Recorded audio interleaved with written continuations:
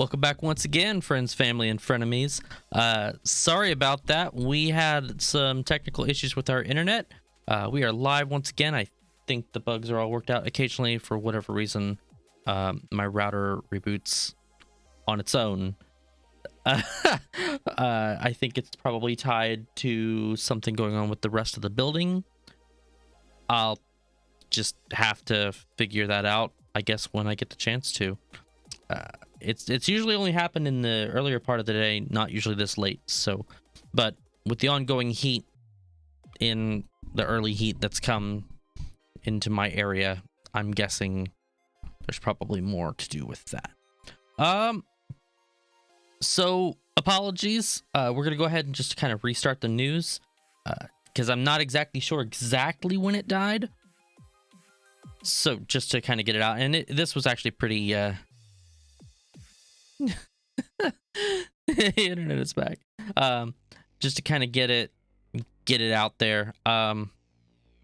So, and also so you guys won't have to worry about like 2 VODs and all that weird stuff for any of you that actually watch the VODs. So Siege Green is live, as I had said. Well, I guess I'll just say it again. We're gonna go over a bit of news. Siege Green is finally live. Go us. One of my space cats has found has found a ball, so it's kitty playtime. Anyway, we're gonna go over Siege Green, some patch notes. I'm gonna go over the update to Rikis Guide to show you guys what we're doing with our Sunesis in detail. Kind of a follow-up from what I did last stream. And then we're going to go take the Sunesis. We're going to build it since I now have it ready to be redeemed. And speaking of the kitty, you know, they can't even see you, Loki. He doesn't care. But at any rate, we're going to go and build the ship, and we're going to take it out and see if we can earn some ISK with it. So, oh, you poor kitty. You can't even really see him. He's just so dark. He just blend, like the whole thing cuts him out. Come on, look over here. Did you want to say hi to the camera? There you go. Say hi to the camera. Maybe don't look away. All right. Well. Oh gosh. There we go. That's better. Here. Look at look at the camera. Say hi to everybody. There you go. There you go. Yeah, say hi. All right.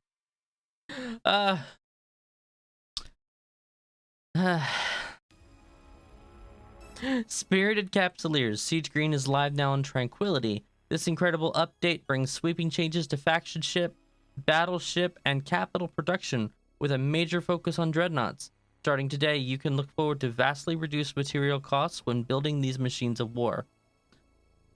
All of the details are up to date on the EVE forum, so be sure to start your blueprints and get ready for battle. Speaking of the destructive might of dreadnoughts, further changes have arrived for Upwell structures across New Eden. All structures have now had their shield damage cap removed, letting you bash through the shield more quickly than ever before and leading to bigger fights over more meaningful timers. Yeah, Loki is camouflage space cat. You can like only barely sometimes see him. It's for some reason my software is clipping him out pretty bad today. Even though there's all these lights, I don't really know. I'm gonna have to just shine a bigger light on you, Loki. So yeah, medium structures have seen an update too, with the Asher House, Athenor, and Reitaru now having their hull reinforcement timer removed. I know, I'm talking very loudly in your ear, I'm sorry. But the news must be read. News must be read. No, don't go after my wire. Can't has my wire. Oh, hang on. Technical difficulties. There we go. Okay.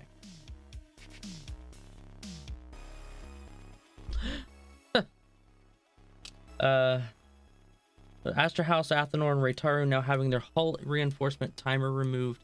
This means you only need to come back once to destroy these low-value structures in one big do-or-die battle.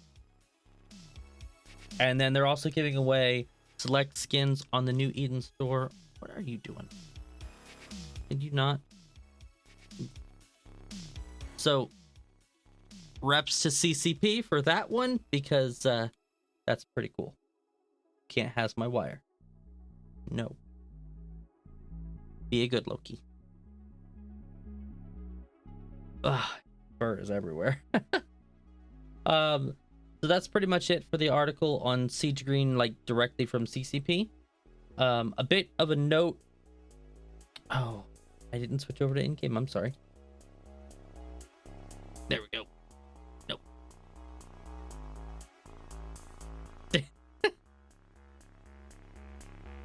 Give me just a second. All right, you have to go. You're going after my wire.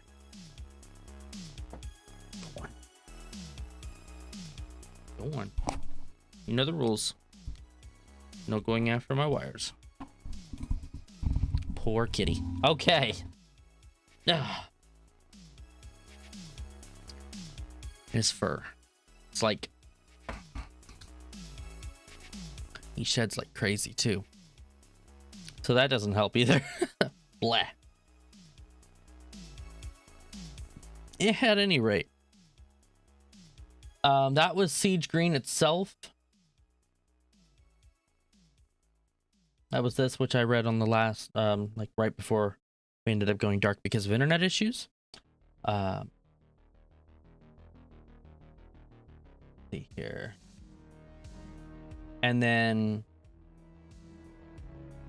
as you can tell, I don't really have a whole lot in the way of tabs. I did look at the SOV map. However, nothing changed from Monday. It hadn't been updated, so there wasn't really a reason to kind of go over the same stuff we already did. So just know that nothing changed, I guess, in the world of New Eden. In the world of Eve. But all right, let's get into the patch notes. Patch notes are going to have all the nitty-gritty details. Let's see here. Now, they launched... the only patch note that they actually have is the one for the 10th, so from the other day. We'll go over it kind of in detail, and then we'll get into the Reich's guide, however you want to say it. And, and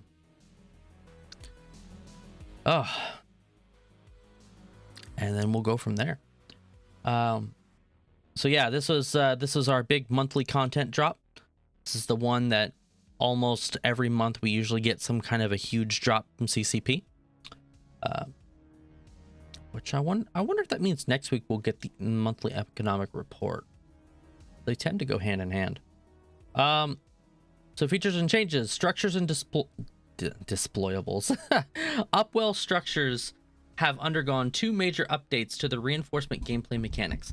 Flex structures and NPC structures remain unchanged in mechanics and gameplay. For all Upwell structures, the damage cap limit for shields have effectively been removed through an increase of the limit.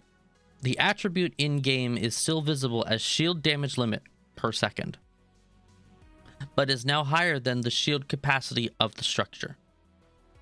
This results in the ability to rapidly deplete the structure's shields without the damage cap limiting the incoming DPS.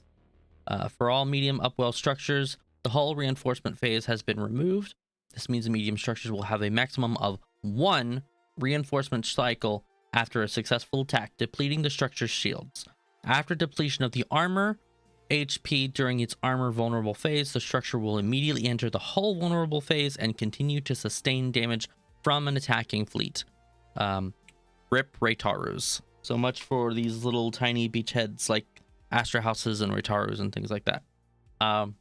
But, you know, I mean, can't really complain too much. Because, I mean, we've really kind of needed a shakeup like this for quite some time. Quite honestly, I mean, this is all just really good. As I had said earlier, I know some brave guys took out a bashing fleet and they were able to bash out the shields of, I think it was an Astra House, in like under an hour. So I'm not sure how many of them or what ships they were using, but they said it was a pretty enjoyable experience. And this was right after Siege Green went live, so I'm very glad to see that. He's just rolling on the floor now. He's so happy. All right. For all, let's see here. Armor. Okay, the armor reinforcement timers have been updated to the following durations. You know, here's this is the chart here. I won't get into too much detail, but I will go ahead and read it for wormholes. The defender's next chosen hour after 2.5 days is plus or minus 1.5 hours, so an hour and a half. Large structures, the next chosen hour after 24 hours is plus or minus 3 hours, and flex doesn't have anything. Nullsec is 3.5 days. Actually, nullsec and lowsec are both 3.5 days. And high sec is 4.5 days. So high sec is still like a really long timer for some reason on the medium structures. The large ones are changed to 24 hours after, you know, across the board. War HQ structures have a hull timer of 24 hours. For medium structures, this rule is applied to the armor timer instead. And the hull reinforcement timers have been updated to the following. Medium structures just don't have anything. Large structures, the defender's next chosen hour after 1.5 days in a wormhole is plus or minus 3 hours.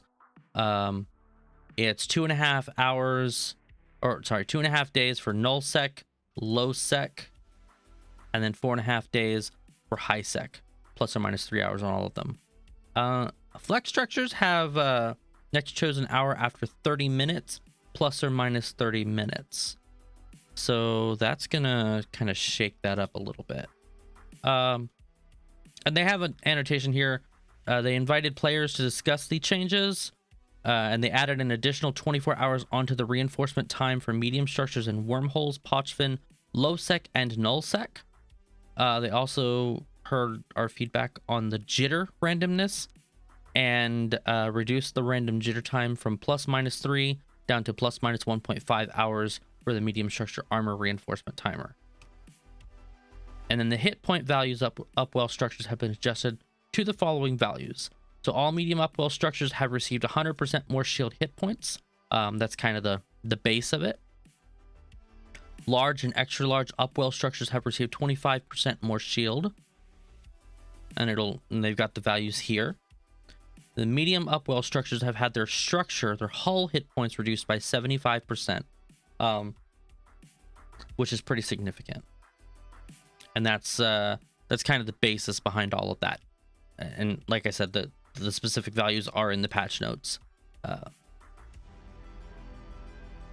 I mean, honestly, that's a pretty big drop. Well, just going over the Astra House here, you know, they've got 1.8 million now, and they used to have 7.2 million HP on the hull.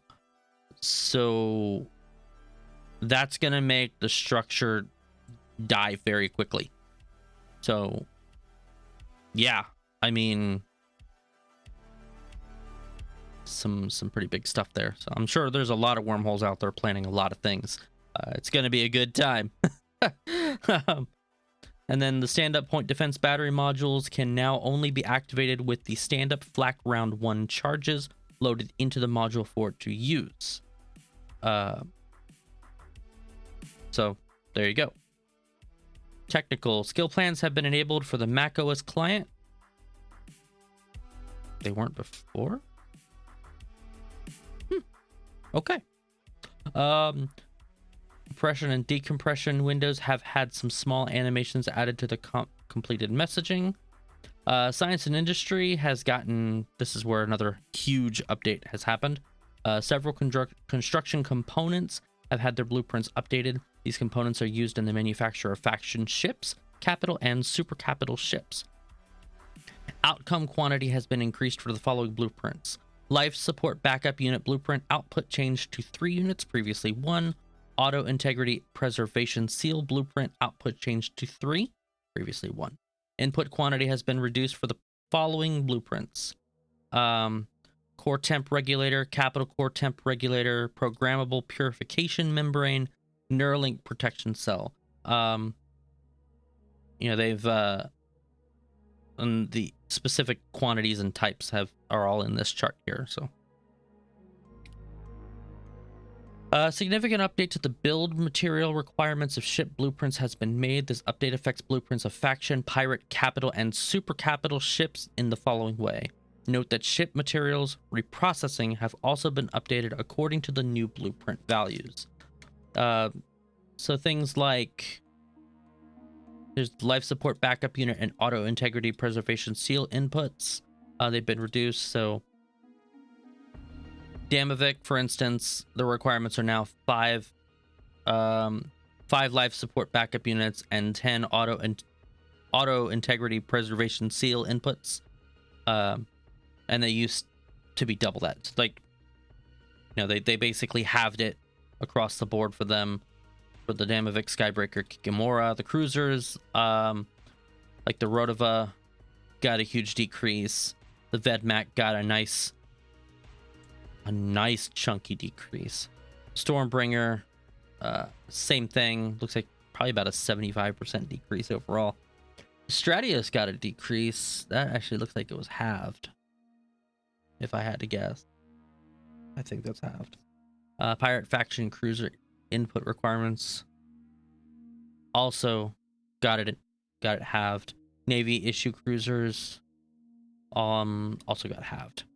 Trigger Neuralink conduits input requirements have been reduced to 4, previously 10 per type. So yeah, quite a significant drop in that.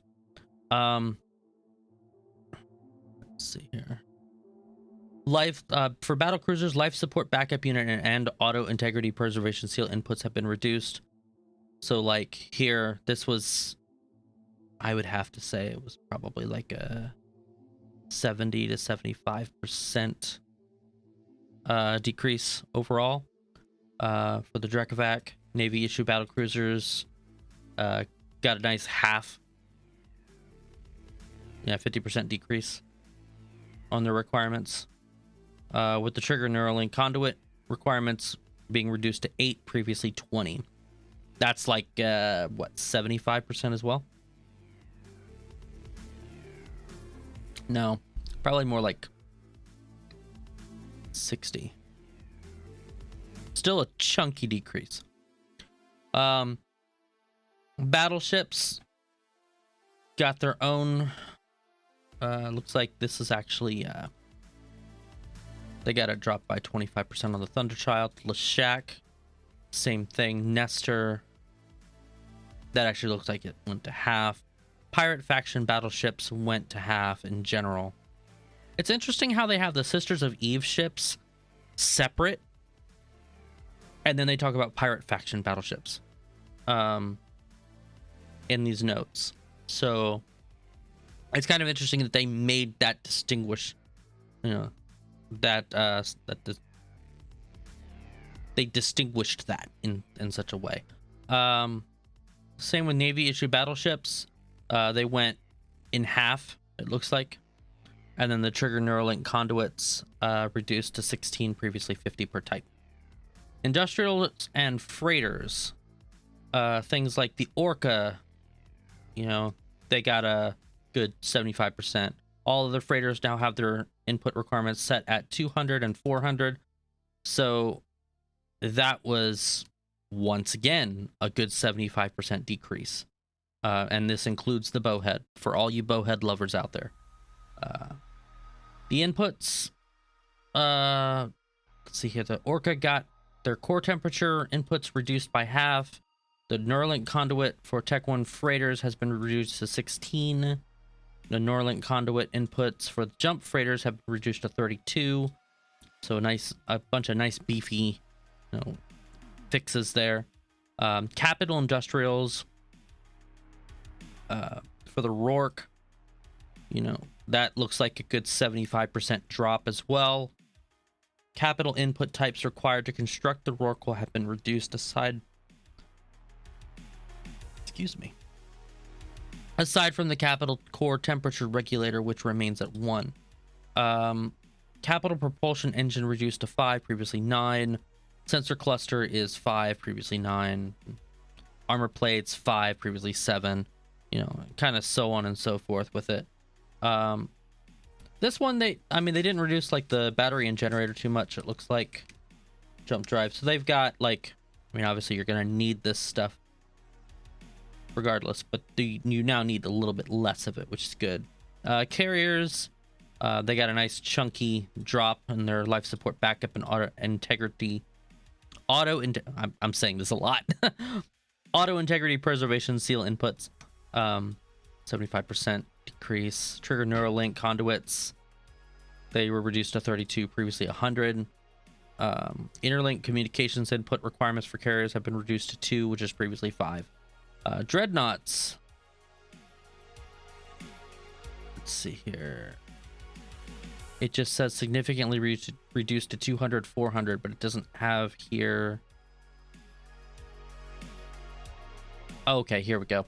The input requirements of life support backup units and auto integrity preservation seals was 800, 1600. So that's a good 75% drop for regular dreadnoughts. And then 1600, 3200 for pirate faction variants, which means that that's like a 90% drop, I think, or something like that. And 3200, 6400 for the Zenitra. 97% drop, 95% drop, something like that. It's some crazy high number for sure. Trigger Neuralink conduits input requirements for dreadnoughts have been significantly reduced to 16, and pirate faction dreadnoughts have been reduced to 8, previously 100. You know, so they just really reduced all this stuff across the board, for like everything, for all the various things that they needed to do. I mean, I could probably go on and on and on with reading these numbers, but I think we all get the point at this point. This was a huge reduction in manufacturing materials, time, you know, kind of all of that stuff. So that's, by and large, that's good that they've done so much to reduce this and bring this cost in, just kind of rein in everything, if you will. And look at, you know, the Zenitra right here. So a lot of people that are wanting a Zenitra, that it's previously been out of reach for, they might actually have a better chance at getting one now, which is great, because Zenitra is a pretty awesome ship, honestly. Faxes got themselves a nice reduction as well, as stated, like with everything else. Super carriers, they got themselves a nice beefy change, reduced to 400, 800 for all super carriers. It includes the Revenant and Vendetta, and they used to have to get 2,500 and 5,000, and 5,000 and 10,000 for the Revenant and Vendetta. So that's a nice change, a very nice change. Again, more stuff that's been reduced, more reduction. I guess from here, what I'll say is just check your individual blueprints and see what you need, rather than me really going through all these numbers at this point, 'cause this is a lot of numbers. Excuse me. Titans also got a nice beefy reduction as well, which is good.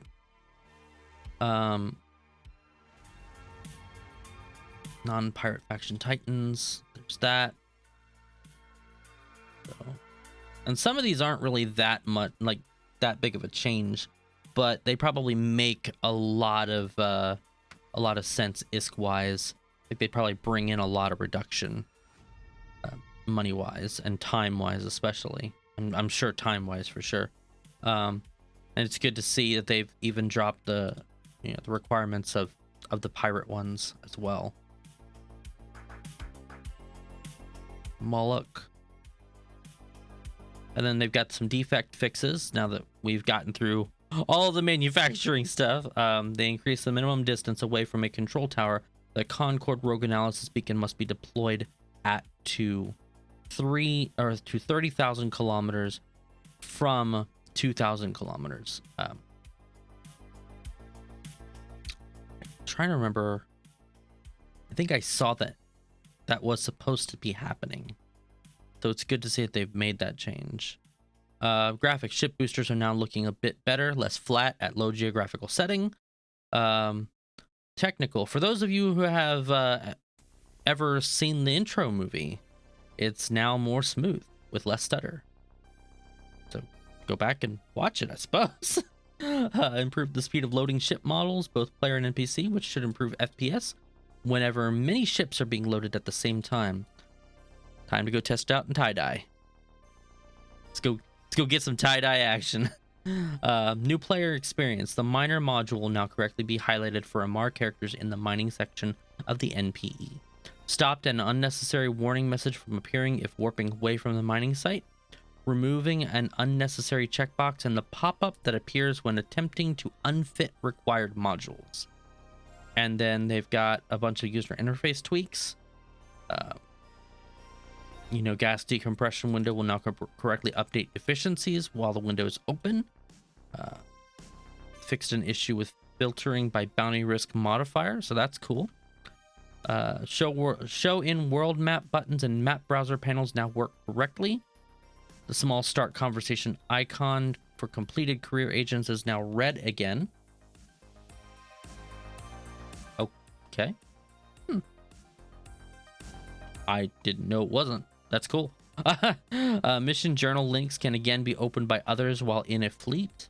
Importing saved fits from a file will no longer fail if a fit with a power diagnostic system 1 was included. Standings will now be ordered alphabetically when sorting by reason. So a lot of good stuff. And then they've got stuff for the Photon UI as well that they've changed. If you're interested in the Photon UI, they have made some more updates to that. Corporation name and apply to join button no longer overlap at the office staff at the station panel. The find member and role section of the corporation window no longer has overlapping content. So yeah, it's all good stuff.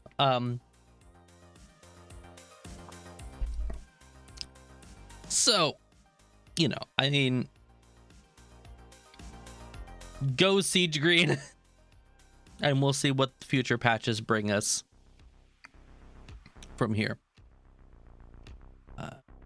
So the last thing I kind of want to go over before we get into the game is going to be Nolak's updated Cars Modified Rikes Guide. As I stated previously, this is if you are a day tripper, or if you are a wormholer, if you are somebody that does honestly anything in a wormhole aside from passing through and just looking for the pirate data or relic sites, this is your play guide for PvE. This guide was originally started by Reiki Atruan years ago, and it has been the go-to for so many wormholers and so many day trippers that have crossed through the threshold of EVE Online, that have crossed through wormholes. It does all sorts of interesting things. You've got all the sites categorized, all the combat sites categorized from C1 to C6. You've got gas sites that are categorized separately, along with ore sites.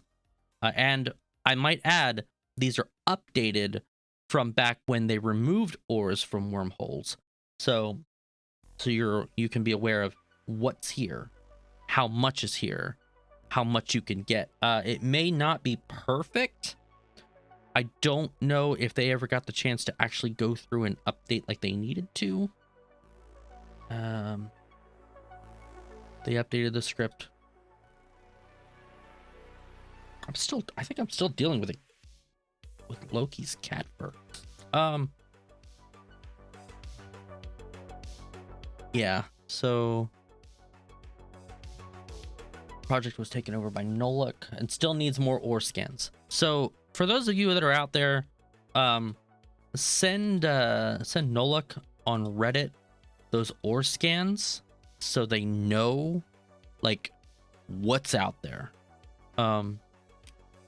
If you can in your in your adjacent holes, because honestly they need it. They've got a lot of the data, as you can see here, and they've got the market data, missile data, sleeper data, calculations, various things like that. And this is the upgraded Avenger for C5, C6 wormholes. So if you need that information, that's there, along with the DRB, the Drift Response Battleship. But for the purposes for what we're looking for, we're interested in a C1 wormhole or a Class 1. So today, that's what we're going to be looking for in our Sunesis, and that's what we're going to be hoping to find and successfully execute what's considered a green combat site, a green site. So it's an anomaly scanner site. We're going to have to find it.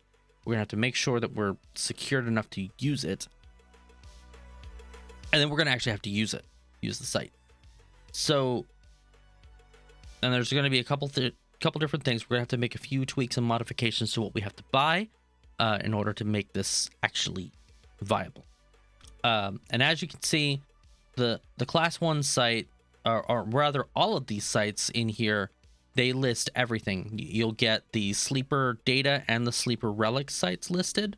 At the top are the relic sites, the forgotten, anything that says forgotten, and that's true for up to Class 4. I want to say Class 6, yeah, because here's the so anything that's forgotten, that says forgotten in its name, is a relic signature. And at the very bottom here, unsecured is a data signature. We won't have to worry about any of them, but as I had said previously, the one that I'm thinking we're going to be able to do in the Sunesis is probably gonna be the line. That's the one that makes the most sense to me. So to give you an idea, the Sleepers Alpha as a whole is 1011. Their EHP as a whole for Wave 1 is 26,750. If we successfully complete this site, no matter how long it takes us, we should potentially be able to get out with 12 million ISK in blue loot. So there are ISK to EHP ratio is 106 ISK. It's not the greatest in a C1, but you also have to keep in mind we're dealing with a destroyer. We're going to be trying this with the destroyer, so I'm probably potentially going to lose this destroyer. But this is the goal here, is to attempt this and to see what we can do. Generally speaking, you've got newt pressure here, total of 15 for this wave, and a total of 30 for this wave. All your awakened watchmen, all 5 of these cruisers, are going to be hitting.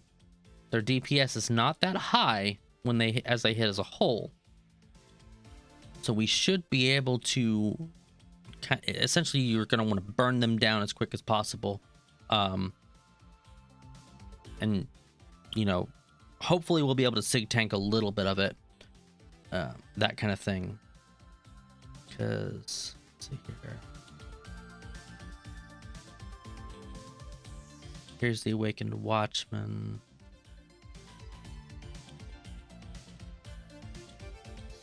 Turret damage, rate of fire, EM, missile damage. So they do have some.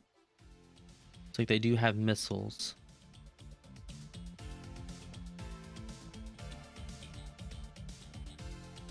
Armor, yeah. So, you know, just to kind of give you an idea there. So I actually feel pretty good about trying the line and getting out with it. The only other one that looks like we would be able to probably handle is, I want to say perimeter ambush point.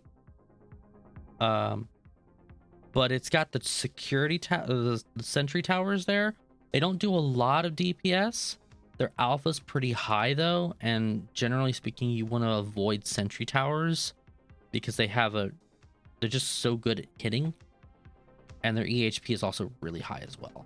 So it's almost like fighting a cruiser. I mean, as you can see here, the Awakened Escort Cruiser is 12,000 EHP. Each one of those sentry towers, I think, is 10,000. Unless that's combined. That I'm not sure. No, it's not combined, because the EHP doesn't reflect that total.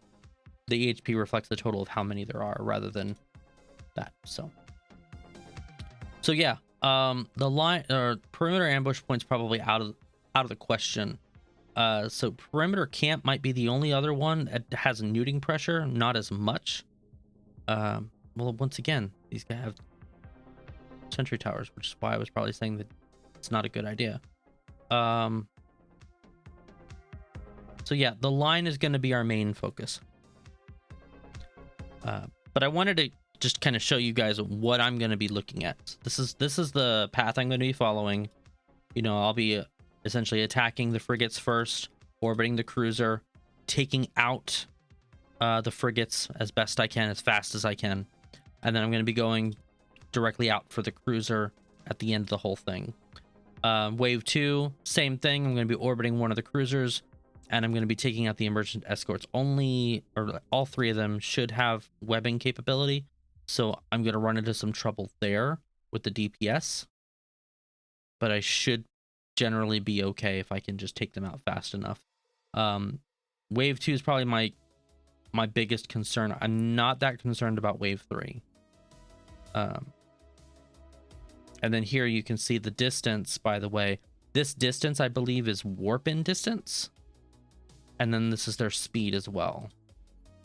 And I believe that's kilometer or meters a second.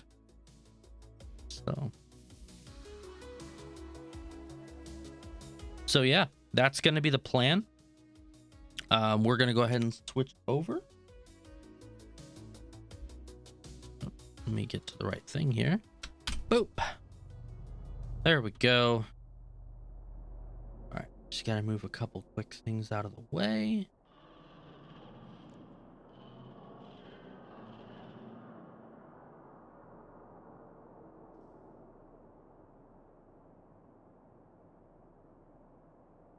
All right. Our best bet right now. Let's get to perimeter.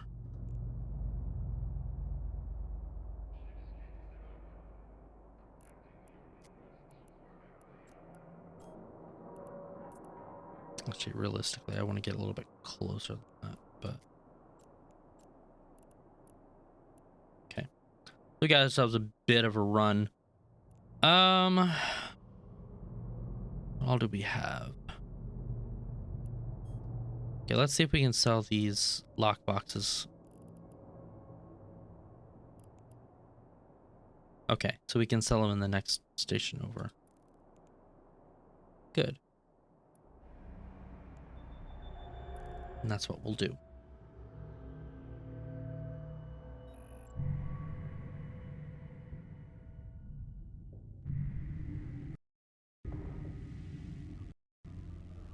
Okay.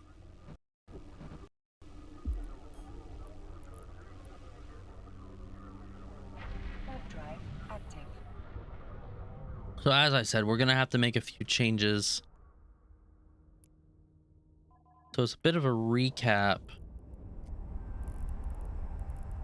Here they are. Destroyer.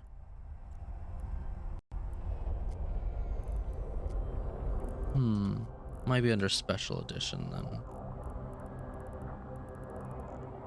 Yeah, here they are. Destroyer, non-empire, Sunesis. Okay. So, as a bit of a recap, this is what we went with. Drive active. That's right. We need to go to the... I believe it's a dead assembly plant. That's where we need to go. Active. Um,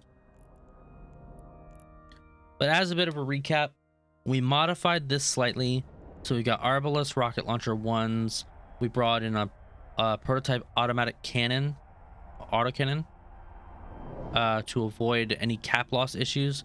As you can see right now, the ancillary, without some nanite paste in there, will only repair at 60 HP every 4.3 seconds. With nanite paste in it, it repairs significantly more. We also have some depleted uranium, and we have some Scourge rockets. Should be plenty. So we've also got some we got a web of fire and a couple of missile range scripts. So we're pretty much ready to go. The nanobot auxiliary nanopump 1 and the calefaction catalyst, which I think, what was that supposed to do? Missile damage at the expense of increased CPU requirements for launchers. And we're still well within our CPU range. So, and then the enduring afterburner will get us to 571 meters a second. So we're not in a bad setup here. Also, this is only 43.6 million. If you take out the Sunesis, which we already have, that drops that price to 25 million-ish. Oh yeah, and the hobgoblins. Let's not forget the hobs. Which, to kind of point this out, sleepers love drones, so I wouldn't expect the hobgoblins to be of a lot of use. But they will be against the cruisers, and that's going to be the most important thing to take out is the cruisers. We're gonna need, I mean, well, realistically, we need to take out the frigates, as quick as possible. But yeah, so that's it. And also keep in mind the roll bonuses specifically for the Sunesis, just for using the Sunesis.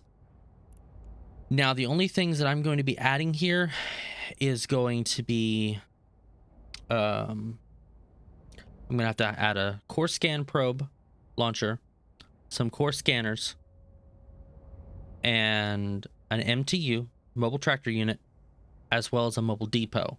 So when we finally find our C1, we'll be able to pop in there and get us to a safe, change up the mobile depot, so we can find the line, a green site, and switch out from there. So we have to find a C1. We have to switch out our fit just slightly, and then go from there. So yeah, that's the plan. That is the plan. Let's but first of all, step one is just going to be getting to 17. Or yeah, that's right, because its total is 19. All right, so that gives us, honestly, that was actually the price of the Sunesis right there. So we've essentially gotten reimbursed for the price of a Sunesis. But all right.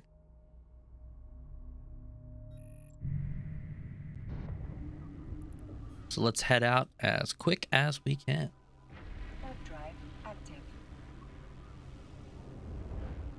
Oh, it's probably also worth it to note the Eve Pulse, 16.6K accounts logged in.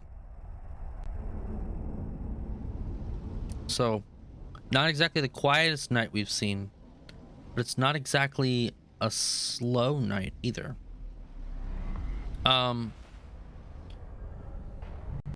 Also, for those of you that have been following for quite some time, you'll know that I've been using this UI for a bit, and I love it for doing all the general stuff that we normally do, and that we have been doing on stream. However, since we're going to be doing something very specific with wormholes, I am actually going to go ahead and switch out to the ZS overview. Just because I am a lot more comfortable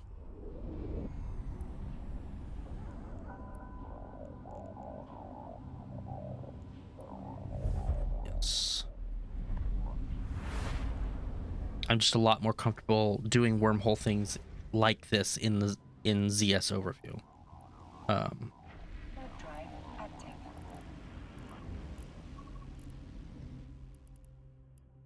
There it is.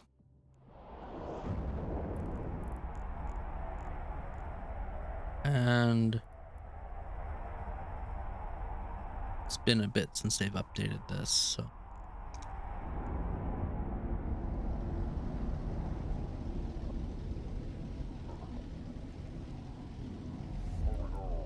go ahead and let this.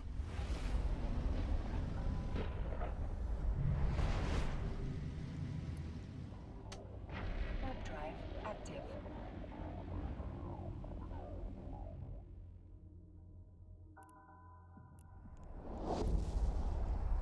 Core.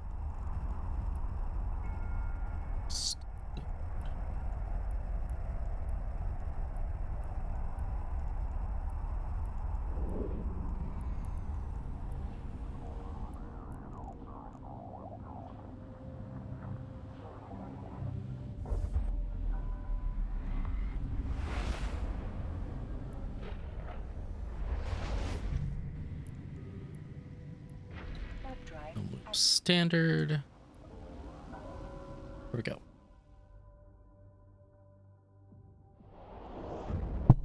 Oh, sorry about that.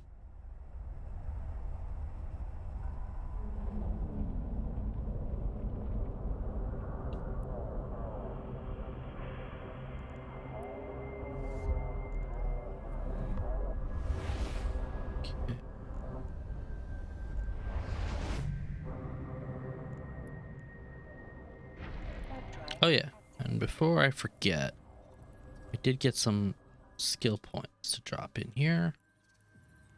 And drop those in.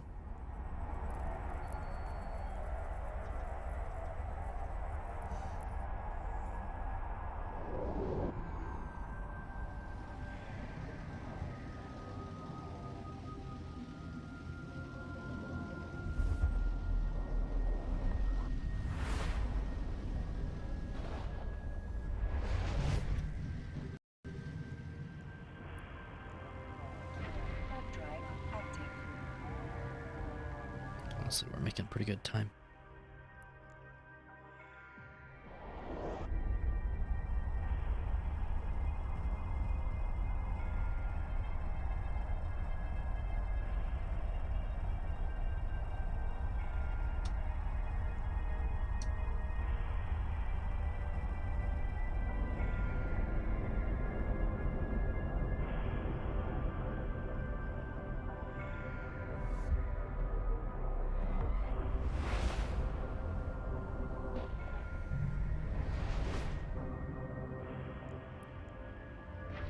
Drive active.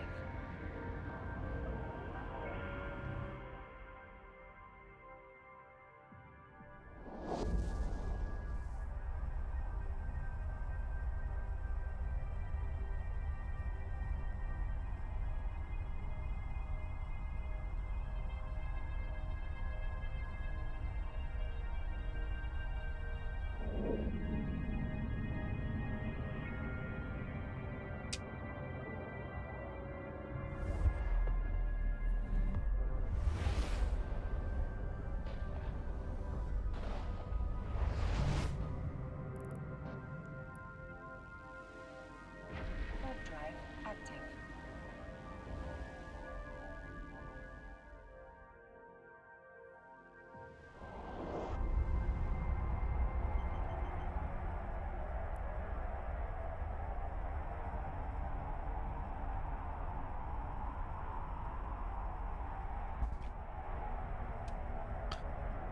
Five jumps left.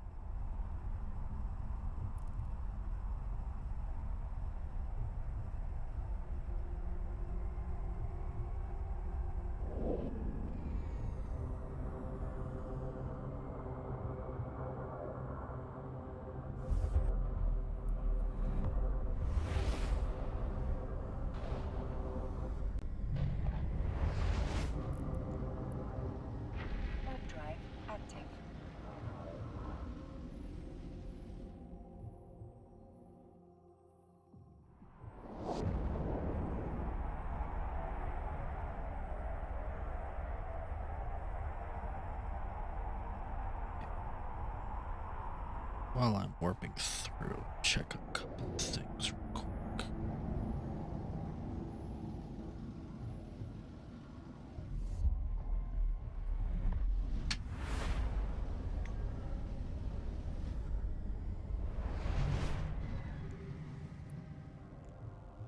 Warp drive active.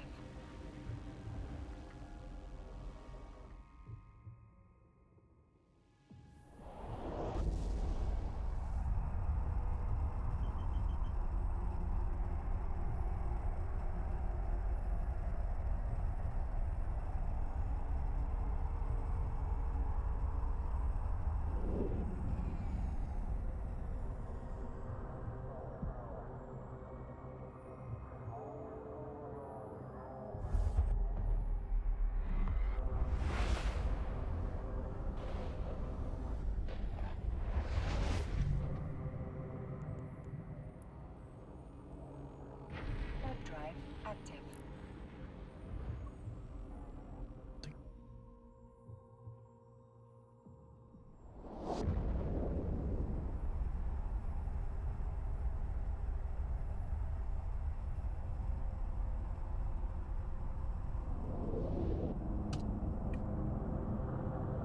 Need to bring up Pathfinder. So we're getting closer. Let's just make sure that all of our dots are dotted and our T's and our I's and our other letters are crossed properly.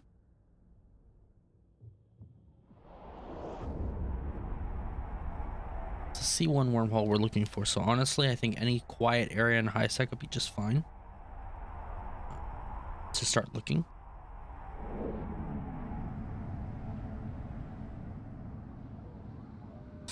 Once we finally get to that point.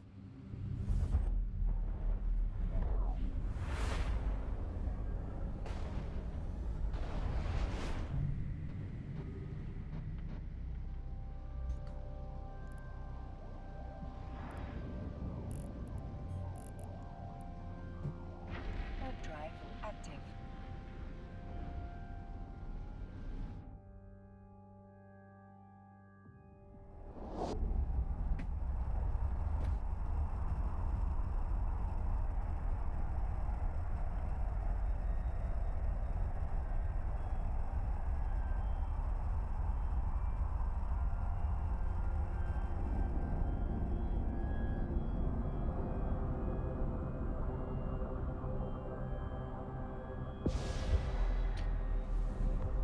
Not that I want to jinx it, but at least the internet's finally holding stable too.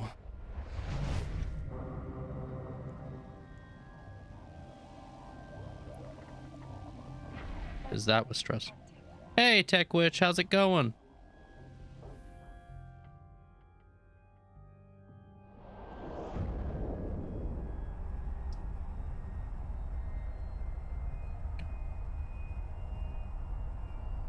Not bad.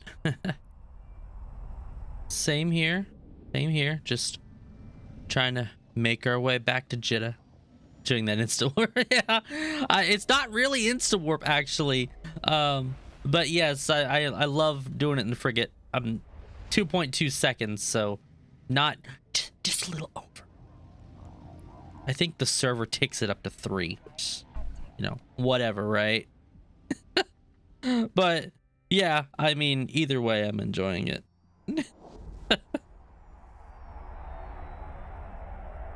No, not quite. I'm getting there. And the bad thing about it is that the one that I'm actually going to be using, let's see here, is this one. So it's not even insta warp capable. And it still even is going to get modified beyond that once we get it worked out. We're gonna see how it fares in a C1 site. Oh, well, yeah. Yeah, still 2.8. So yeah, it's still gonna be yeah. Actually, I need to minimize that so I don't lose it. Knowing me, I'm gonna lose the fit. But no, I'm not quite there yet. I'm gonna build it here pretty quick and get it out there. It's just when we left off last time, I was like 30 high sec jumps or some such like that, away from perimeter Jita. So I'm making that jump back. They're, you know, trying to get all that done. JIT is the best place to buy things, so.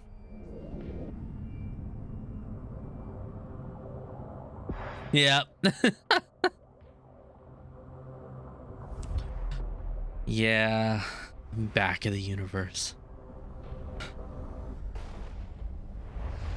It's like all of Minotaur space is held together with duct tape anyways, so. I mean, probably even their digital isks.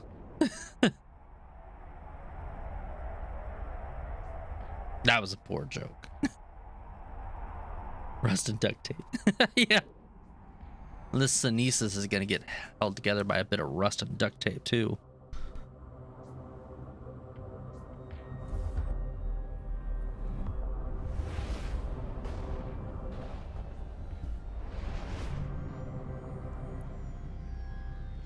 All right, we're about 12 jumps out. Yes. We can start getting excited.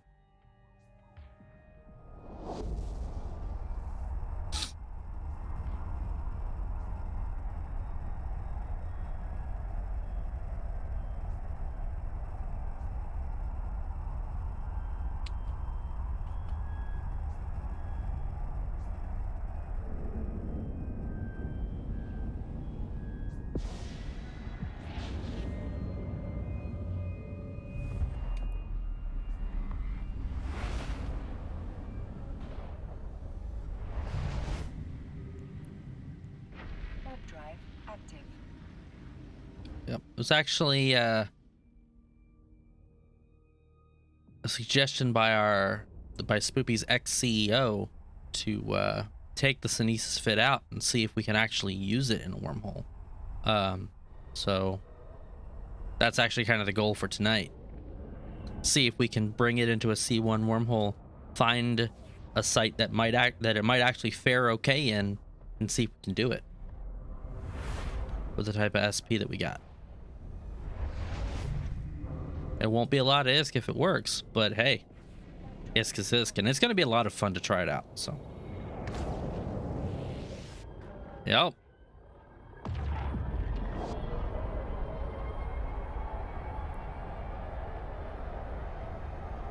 I actually never plugged it into Pyfa. Granted, I don't think, well, that's right, my Pyfa's not even updated anyways. Let me...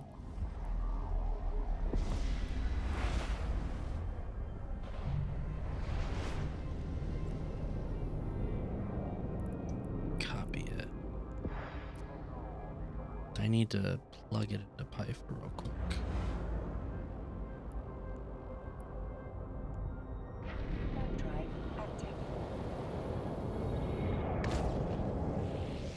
I have pretty strong feelings that I think it's actually going to work fairly well. May still lose it, but we'll see.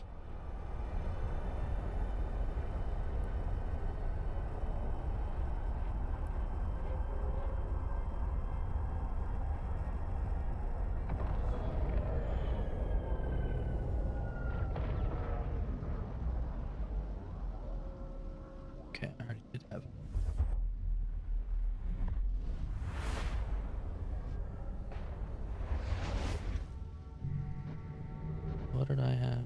Class. Oh, that was for the class one. Right.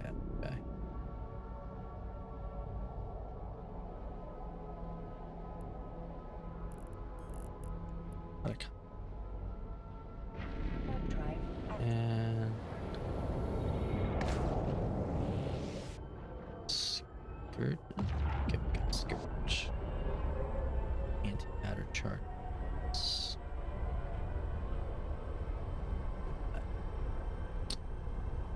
Drone twins.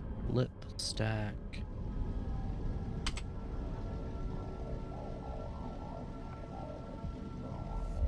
Okay.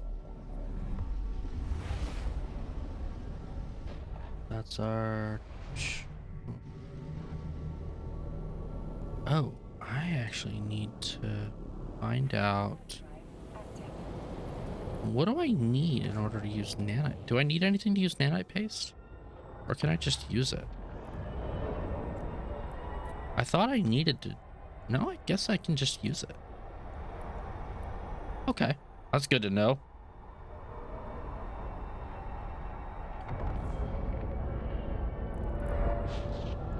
I'm over here sweating thinking I need to use...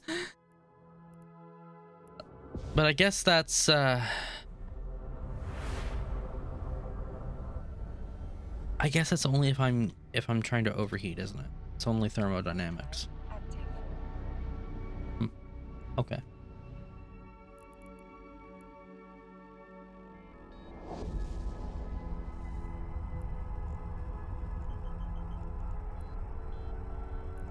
Oh, I do need to import that because this is different.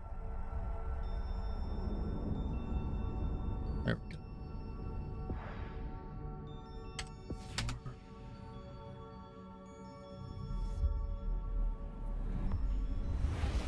Scourge rockets.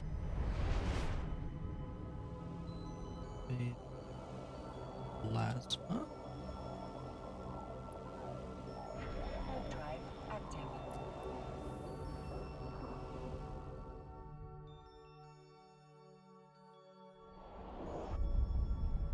Clone. And so rain.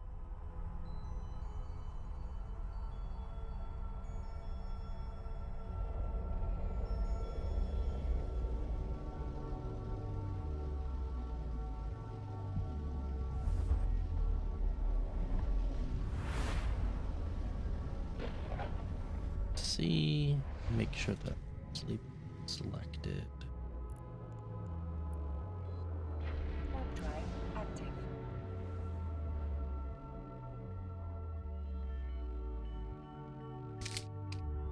None of this is promising in Pytha. Pytha's saying I'm only gonna have, well, that's right, because I've got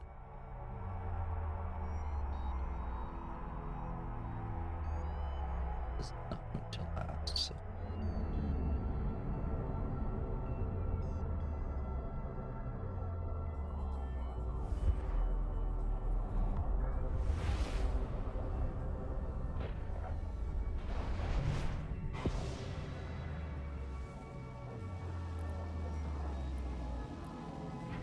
Drive active.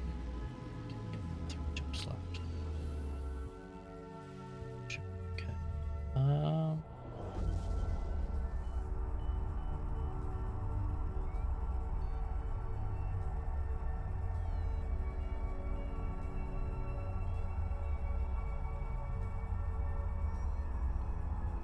Okay.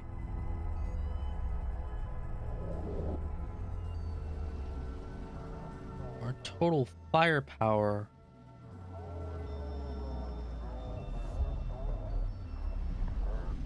That's not.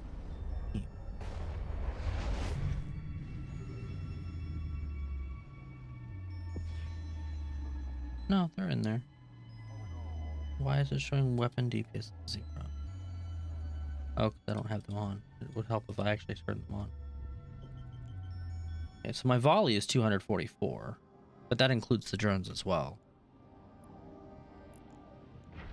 Drive active.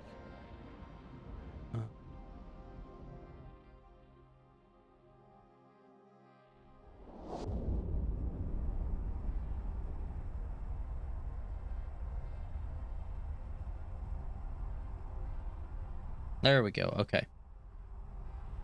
Sustained, reinforced. 114 HP second.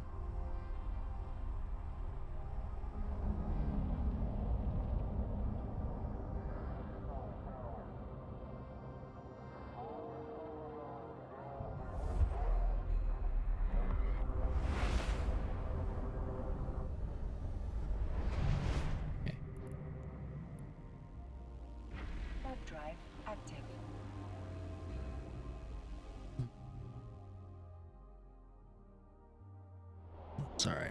We're gonna learn pretty quick what it can do.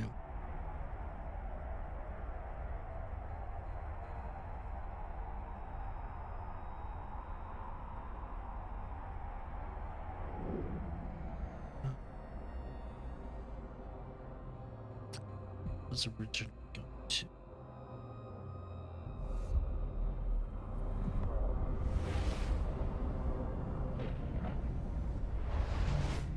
Stop here. I think I'm gonna go all the way through.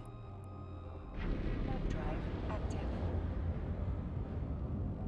Okay, so we have made it. Or well, we're making it. We're just about there.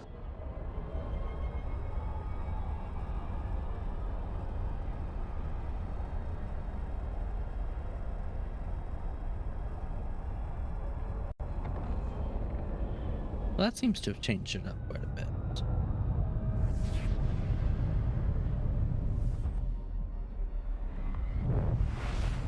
Okay.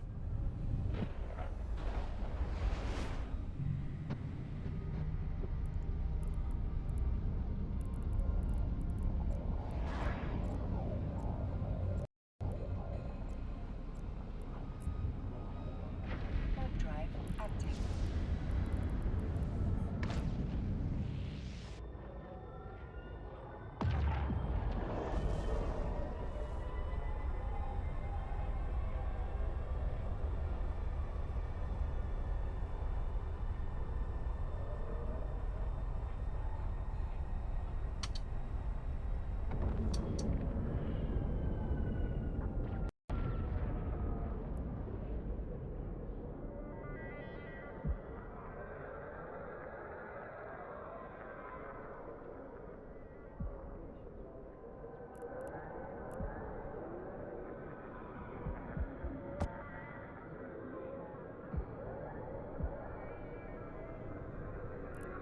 Docking permission requested. Docking request accepted.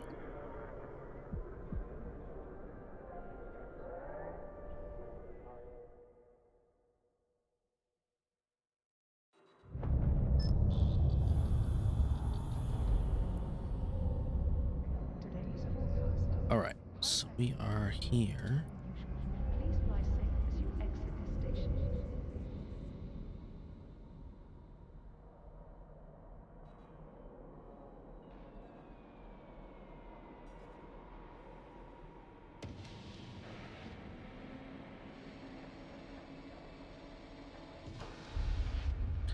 All right. Let's see here. Drop these here. And let's go ahead and.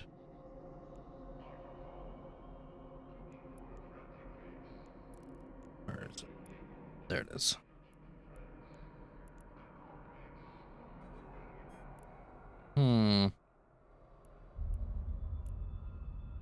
Let's go ahead and redeem both here.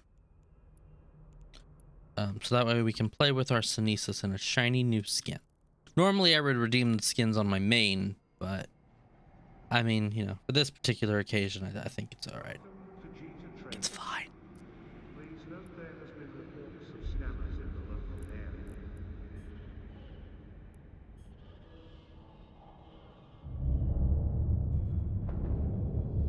Okay. The first thing we want to do is multi-buy.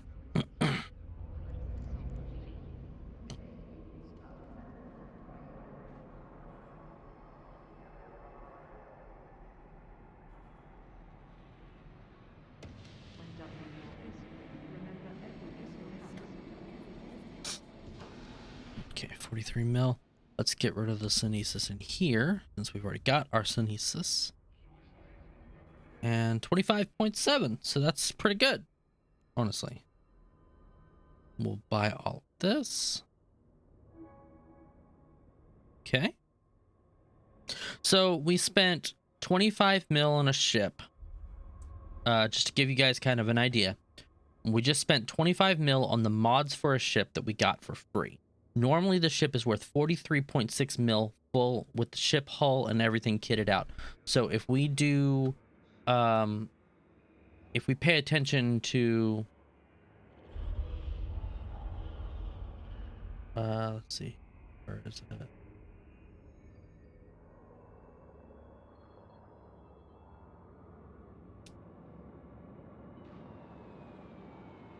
Did I close it? No, it's just hidden behind here. Okay.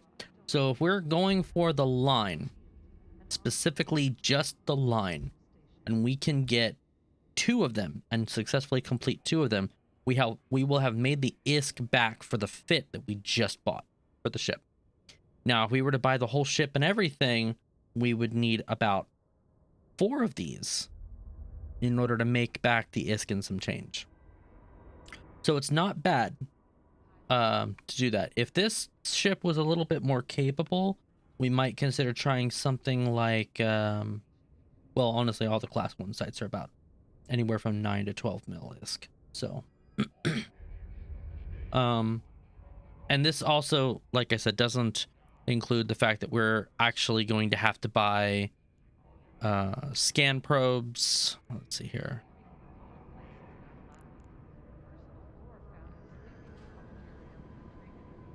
Need to get everything on this ship.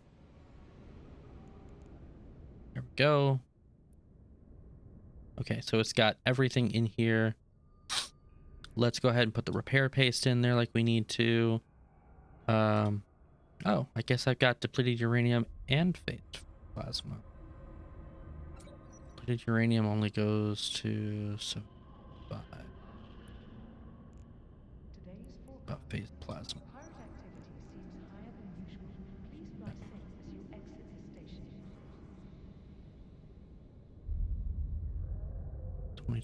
22.6. So that's just, yeah, I don't need the depleted uranium. That's my fault for not looking. Let's buy a little bit more phased plasma. Let's find the cheapest price. And we'll buy another 450 of that. Just so we have it.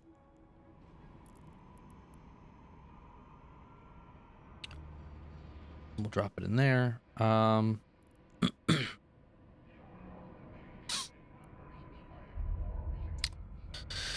like I said, we're also going to have to pick up a few additional things. We have to pick up some probe. We have to pick up a core probe, some launcher, some core probes.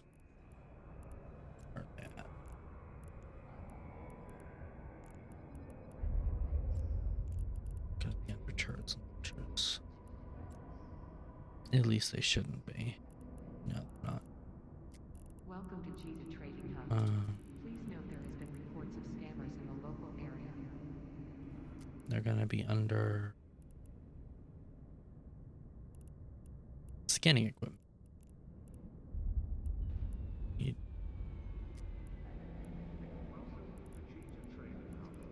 scan probe launchers. We need a core probe launcher 1. Let's just buy 1 here.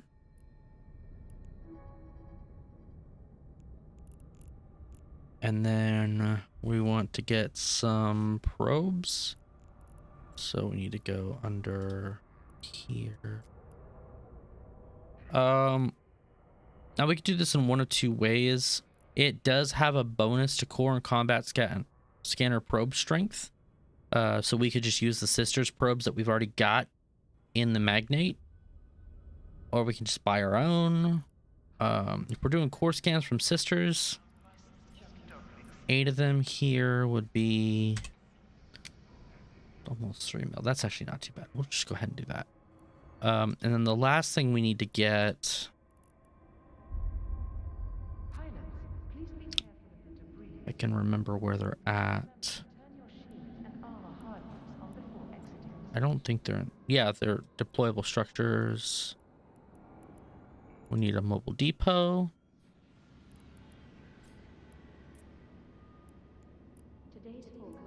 And we need a mobile tractor unit. And the mobile tractor unit is going to be the most expensive one. So technically speaking, if we were to do 3 sites we would make back the full fit of the ship. Just to kind of give you guys an idea of how much we're actually spending here. So 36-ish mil ISK to get everything that we need. And this, by the way, can handle it because it's it's got 600 cubic meters of cargo space.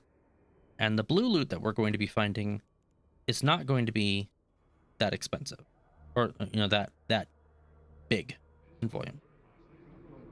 Oh, it's dumb. I just did that. Okay, so also as another aside, apparently we have to do a little bit more modifications or modify it in such a way that we can actually utilize it. What else am I forgetting? That should be everything.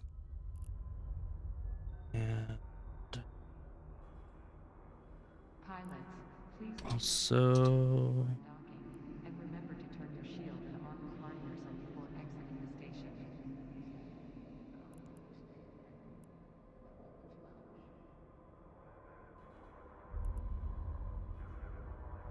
let's see.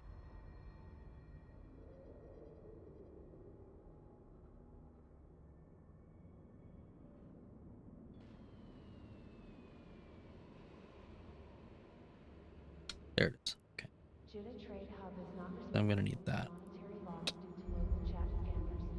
We have everything in here that we need. Plasma scourge rockets. Yep. Okay, so we got all of that. And we just need to make it to where we can bring this thing online. There we go. Okay, so that was pretty easy to do. Really surprised that we can't. What about just taking one of these off? So it literally is just one thing. Okay. Well, let's just make it easy. There. That way we don't really have to worry about much. I'm gonna minimize that because I cannot see my screen. That worries me. Okay. Yep, that's right. It's supposed to be offline. We should be good to go with this. What are our points? Pilots, please be careful. Base sensor strength is 80 points. Okay. And remember to turn your shield. So the only other thing to do in this particular case is just to rename the ship. Let's, does anybody have the channel points to rename it? Just curious before I name it to something like, I don't know, Rust or something like that.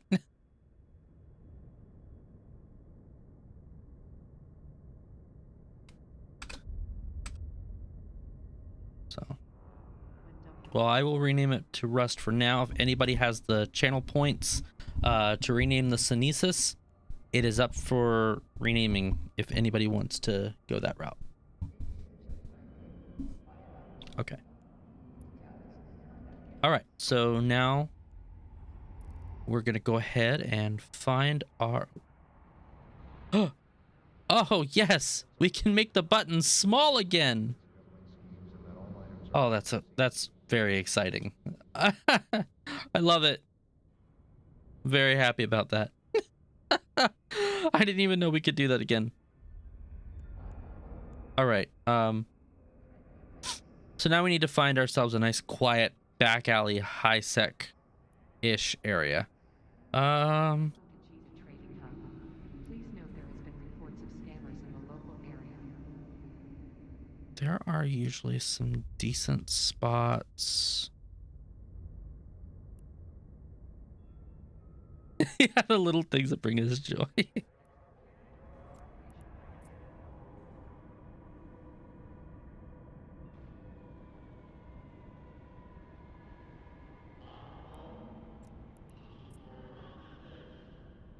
And I wonder if I can get past that.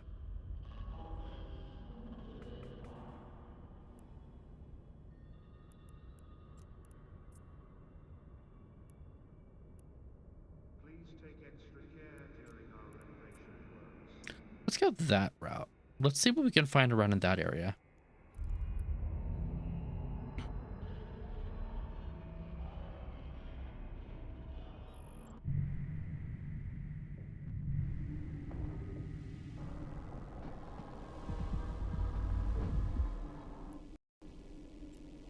And we will play it safe. Use our safe undock this time. Warp drive active.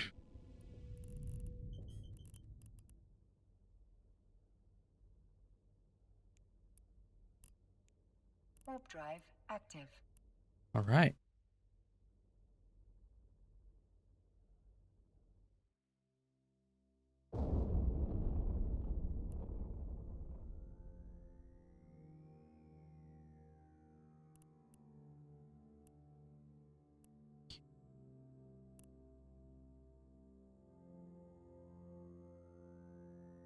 I apologize in advance, guys. I need to tweak this slightly.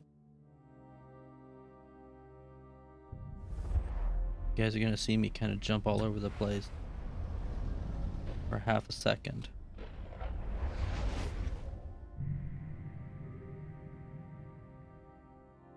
Just to bring that in line with chat. Perfect. Okay.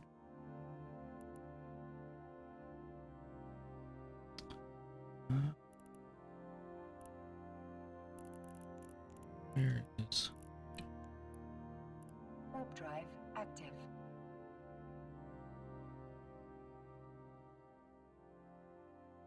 Should start to see people drop off pretty quickly.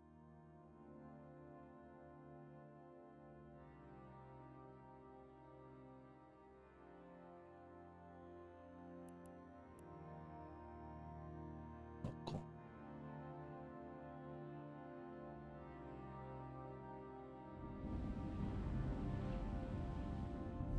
Oh yeah, we're not wearing our skin.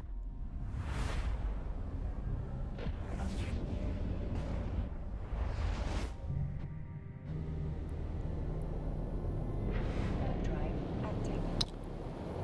Let's go in and fix that real quick.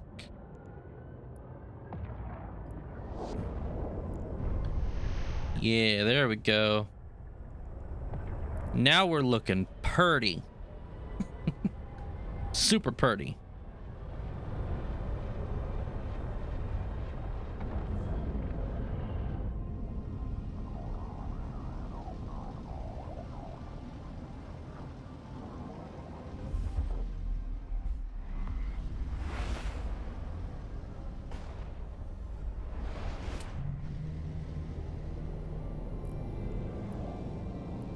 Warp drive active.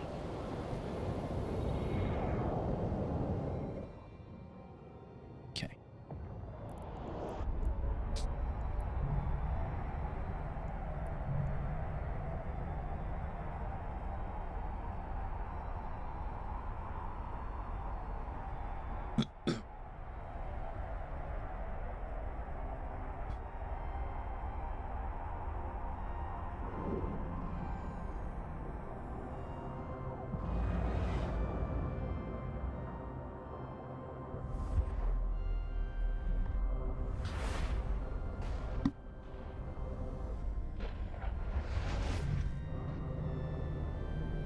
Okay.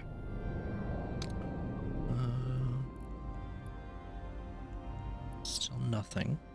Warp drive. So we're about in the general area where we wanted to be at. But now it's going to be a matter of actually finding something.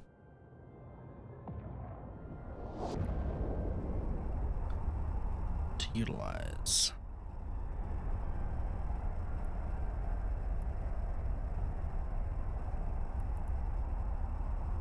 Which could result in a bit of a dead end for us.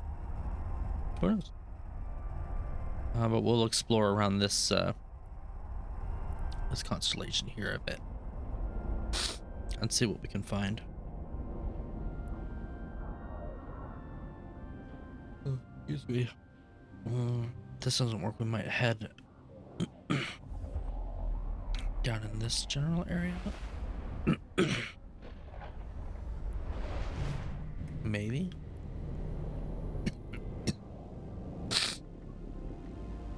Okay.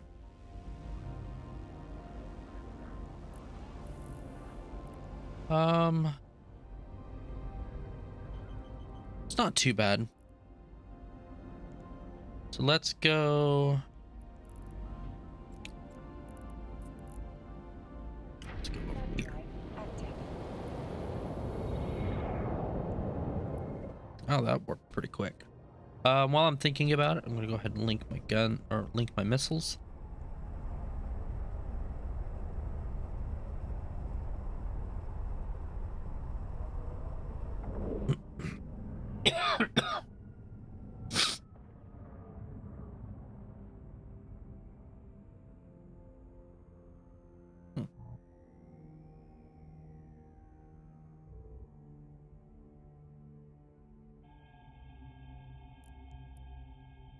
Red Garista's control tower. Why am I seeing that?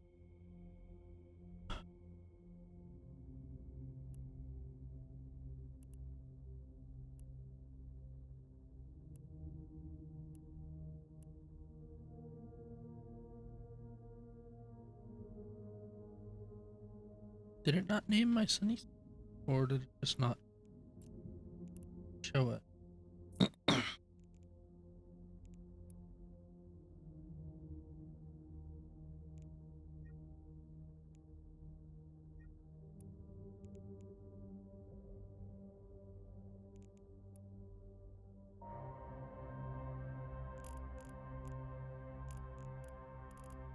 Let's see here.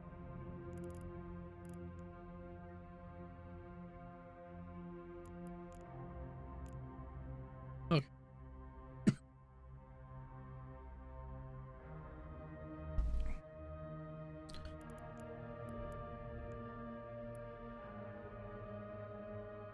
That's strange.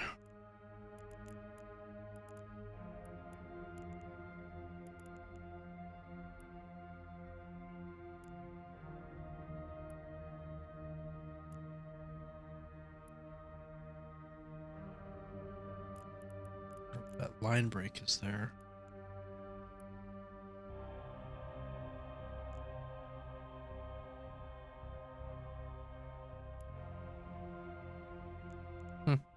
Well, at any rate, I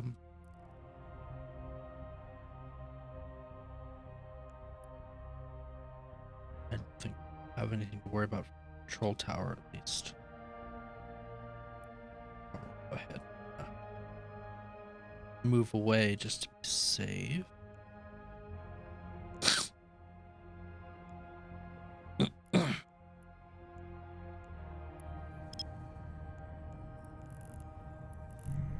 And so while I'm thinking of it, I did recently check out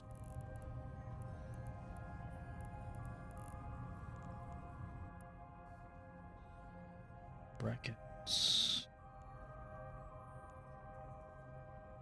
Okay.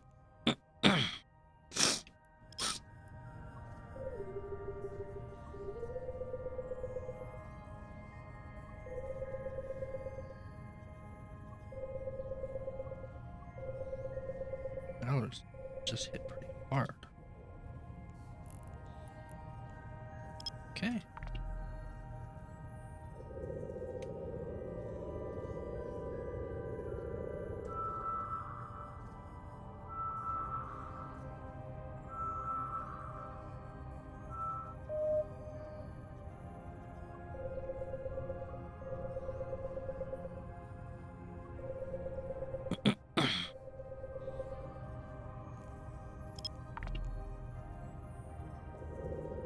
So scanned up pretty fast, so hopefully this is a...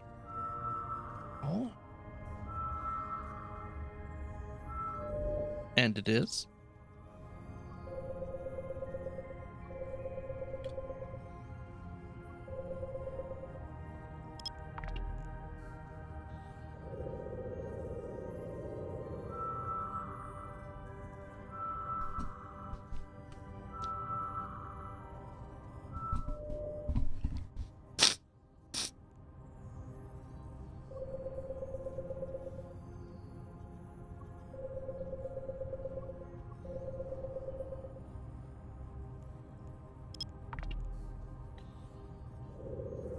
I'm having to downstep this because I don't have nearly as much in the way of scan strength as I do with the magnate, which is unfortunate, but still gets us where we need to go.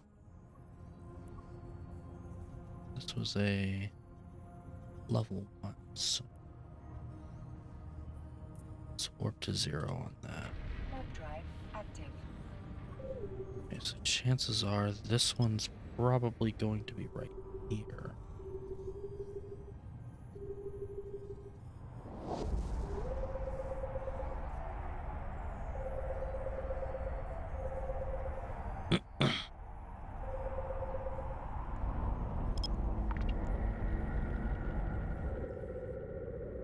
This one's about end of life. R943 larger. So this is going to be a C2, and that's a combat site.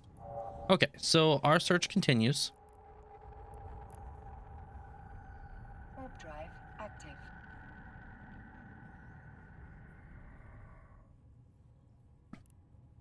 But there are plenty of C1 connections to find.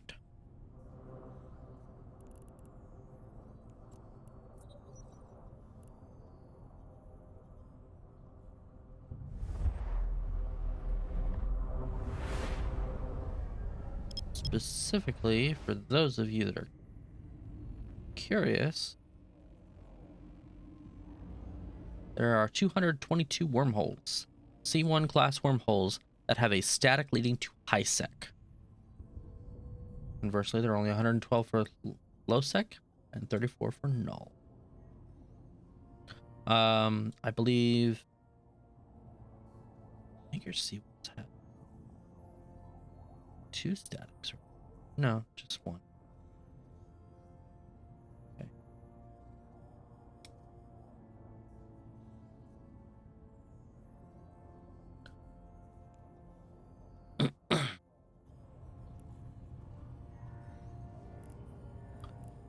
So it doesn't have any in there either.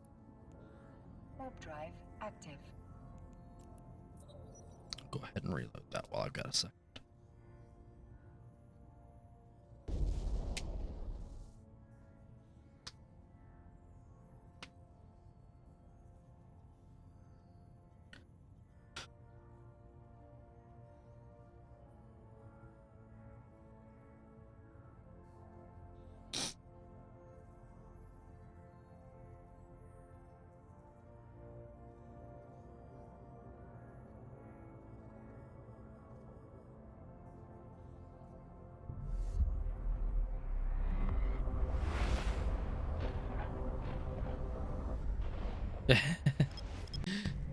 I'm not sleepy, Misa.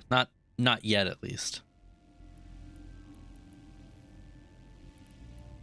Just really sniffly. Warp drive active.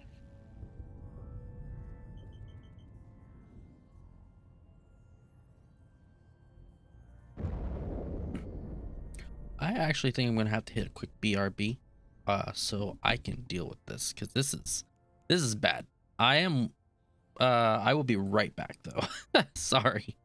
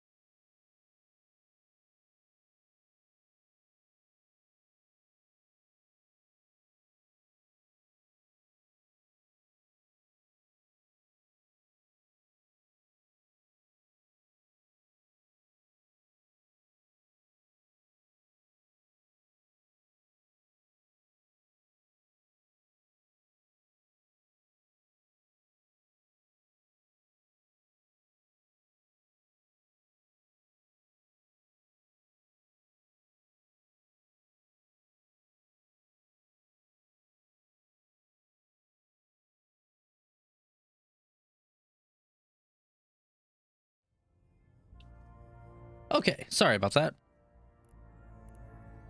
That was actually a lot worse than I thought it was going to be. So, glad I hit that BRB.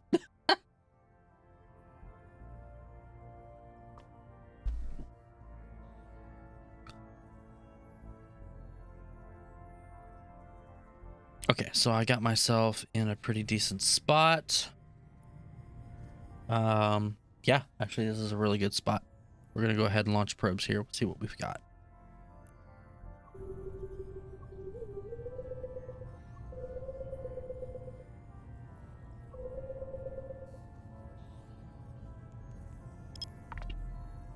It's actually a big system.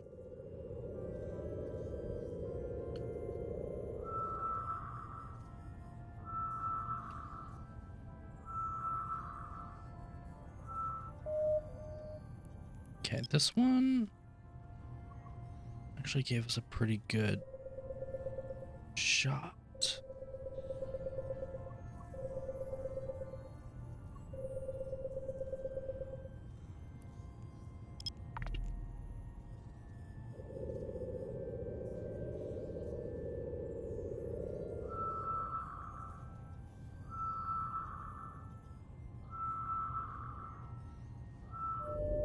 All right, wormhole.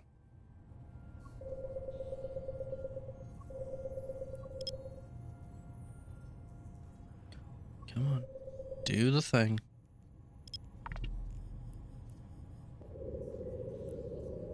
That's a level 1, too. So it's good.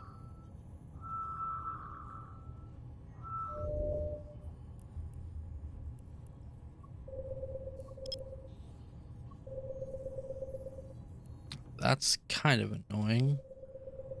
It's right there. Couldn't give me that last bit.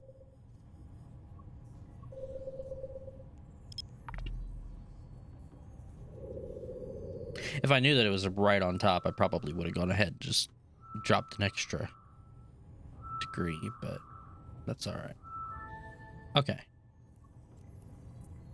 Warp drive active. There's that one.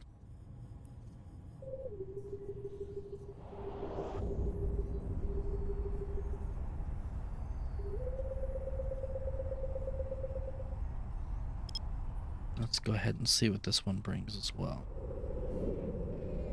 This one's a K162. Also basically end of life.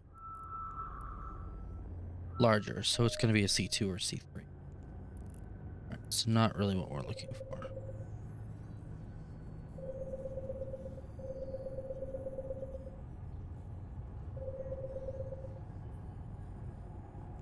Although I may still try to enter it just to see what its statics are, because if the C2 actually has like a C1 static, or maybe even has a C1 in there, that would still fulfill what we need, and we can still get out because we have scan probe and launchers. Scan probe launcher and scan probes, so may go ahead and just take it regardless.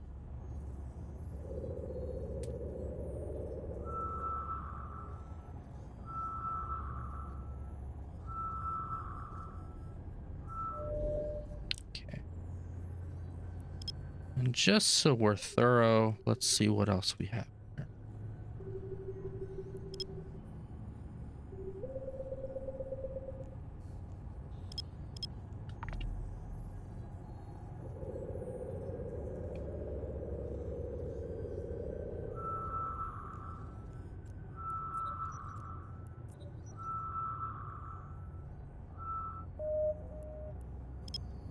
That's definitely not going to be a worm. Not with how hard this one's going to be to scan it.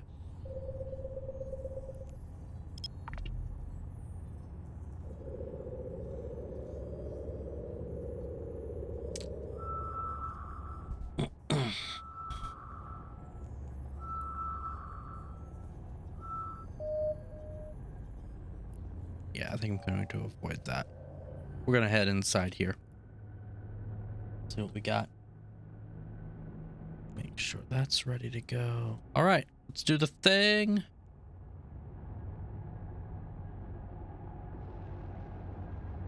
Here's hoping for the best. We'll probably get locked in. That's all right. All right, let's see what we landed into. A D845. Okay, so this is a C3 with a high sex status. It does seem to have an Astra in here. However, there are a lot of SIGs. Let's go ahead and save our location. Just call it home.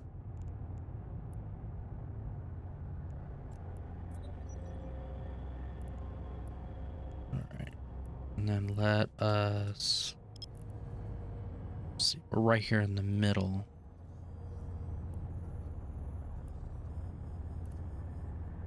Let's go ahead and warp this direction. Warp drive active.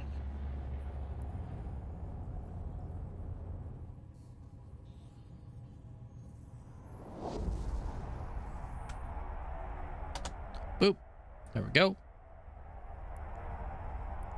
That should help us out. Let's reload the launchers. Into the darkness. Yep. Into the dark.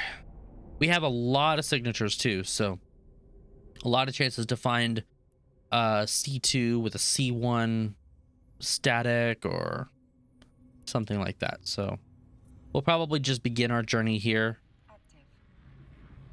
Active. Just probably better overall.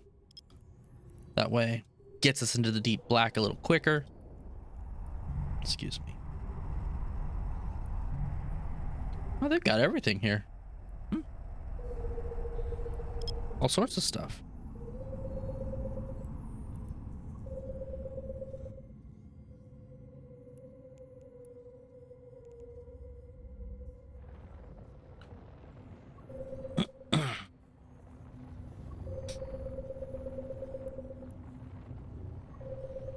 How bright that star is on the map. I'm surprised this isn't like a pulsar.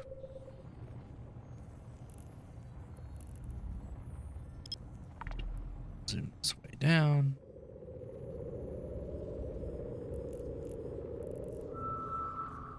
We're going to filter these out for now, just to make our lives a bit easier.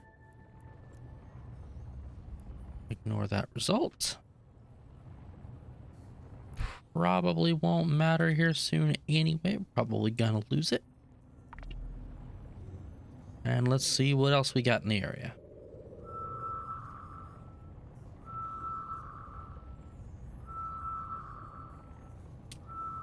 We are looking for other wormhole connections, so perhaps maybe we will get lucky.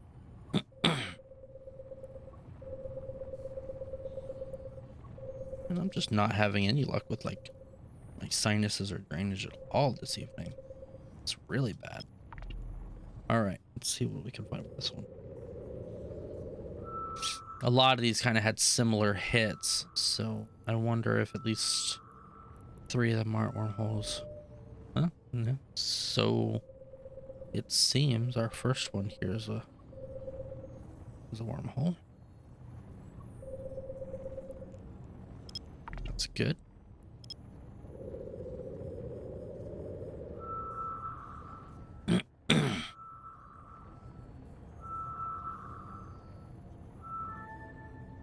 Okay.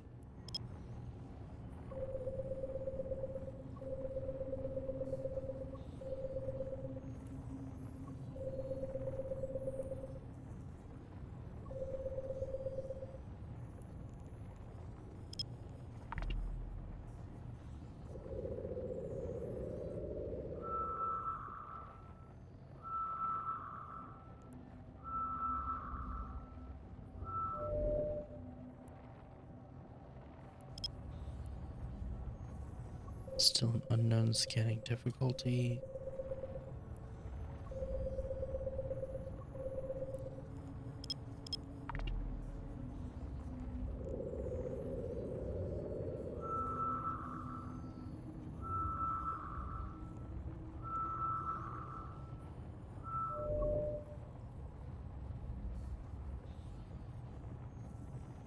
Ruined Sand Temple site.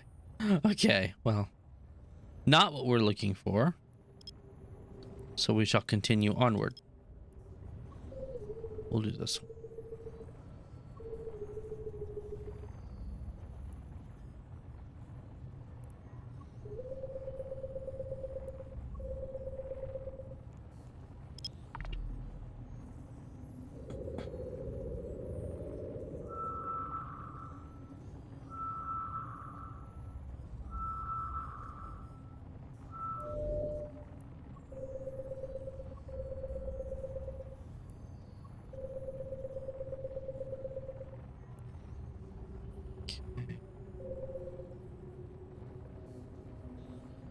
Oh yeah, this could be any. Because it could be on either side of that. It's definitely gonna be on the lower side, but.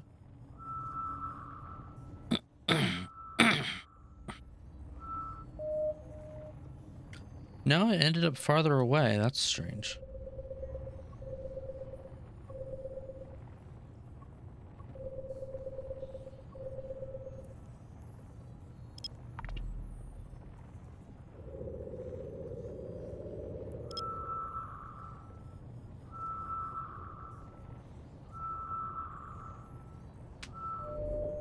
Okay, data site. Let's go to this one.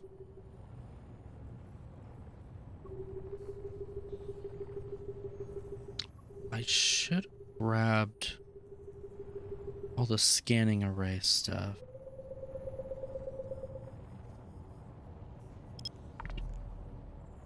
What I should have done, and I don't think I have any. I have a missile velocity, which will help. A drone precision booster.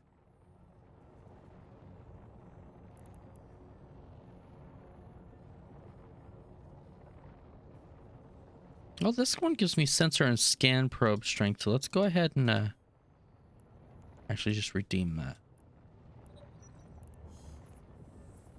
And see if that kind of helps out. And that turned out to be a gas site, so.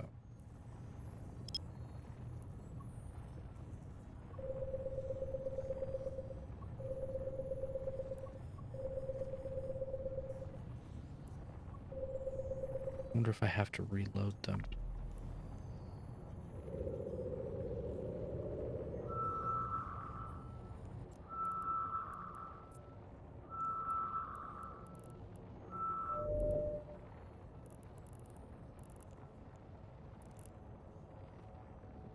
Okay, so this one's also a wormhole.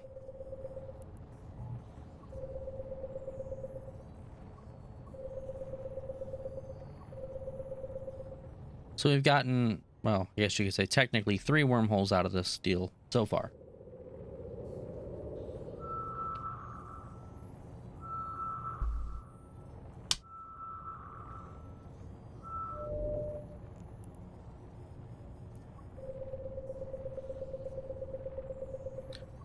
One, because you want to count our entrance wormhole.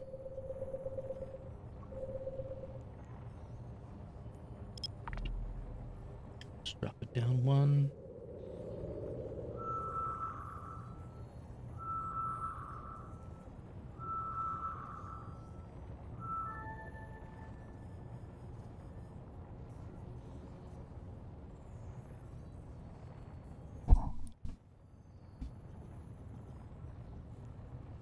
Okay, where's the temple site?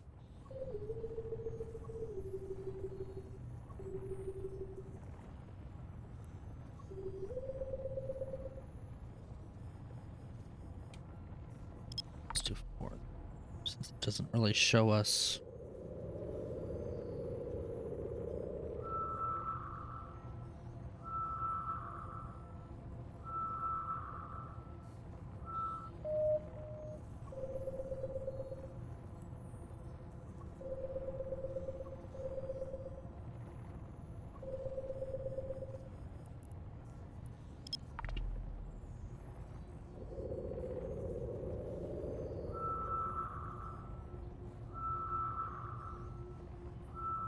What are...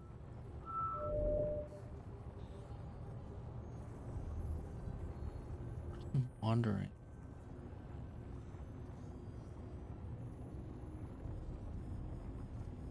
Let's just pick a. So wandering C1 would be V301. Okay.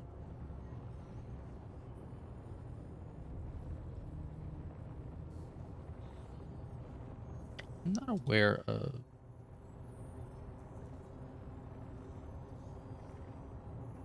Oh, so those are shattered. Okay.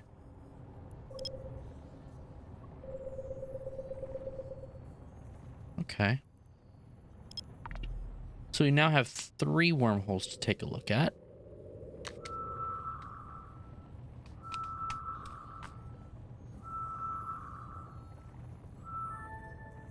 I mean, all in all, that's actually pretty good. I'm going to go ahead and try to start looking.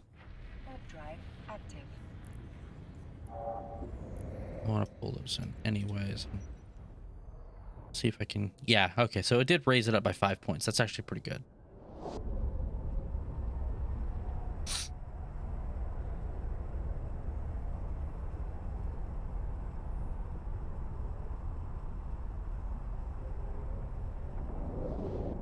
Okay, here's a K162. Also seems to be having some problems. It's end of life. Larger. Okay. Move around to the next one. See what else we got. If this doesn't work out, or if none of these work out, we'll probably pick one of them, hop into that, kind of rinse repeat a little bit. Because we will encounter a C1. It's just might take us a little extra effort. So another K162.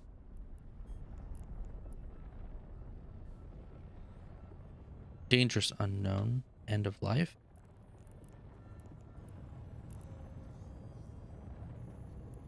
What did we do? Do this Warp first. drive active.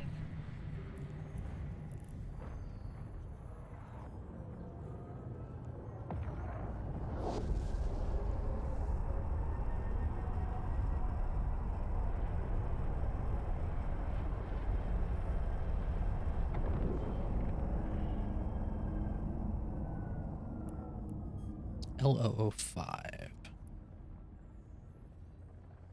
Unknown smallest. Okay, so this one has a lot of frigate holes, actually.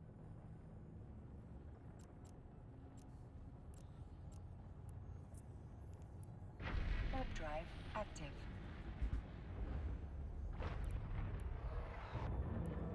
Okay, let's go back to what we were doing. We'll take, actually, ZSJ. We'll ignore those 2 results. I think those were the ones.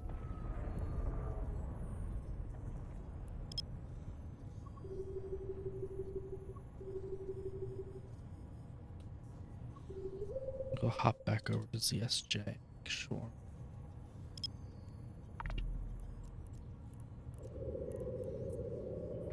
Warp drive active.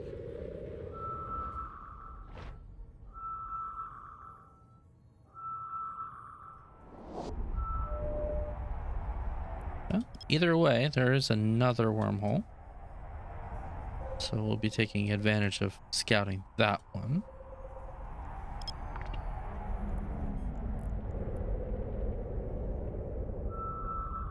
Yeah. We got that one right.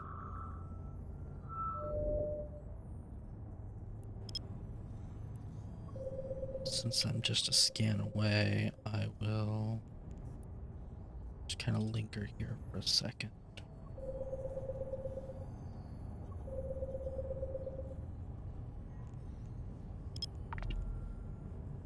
Which, just for the record, guys, don't try this at home. The last thing you want to do is linger in any vicinity of any area in a wormhole in space where you can just instantly get popped. So I do not recommend it, but Warp drive active. for the purposes of what we are doing here for science, you know, we're going to do it.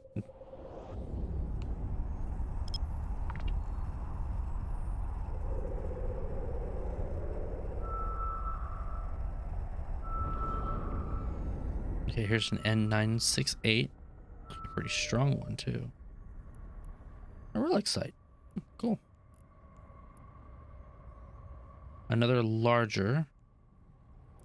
And by the looks of it, I would say this is actually a C2 connection. Yeah, this one actually looks like a C2. You know, I've actually got a good feeling about this one. So.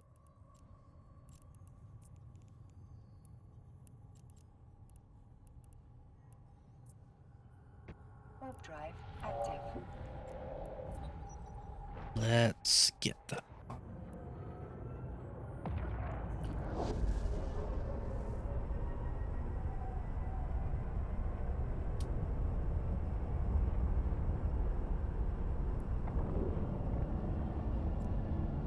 And this also fulfills the requirement of being too deep. When we're doing anything in the wormhole system or anything in Anoikis, as a day tripper. So this is perfect.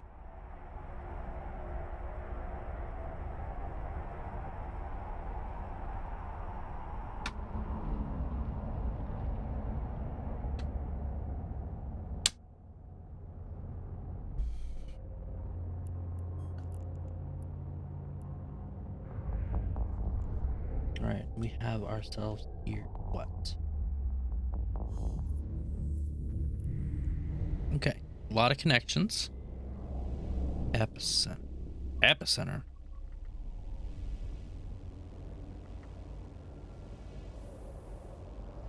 Oh, it's a shattered. It's a C3 shattered. Okay. It's got a low sec and a high sec. Okay, so not exact. I honestly thought it was a C2.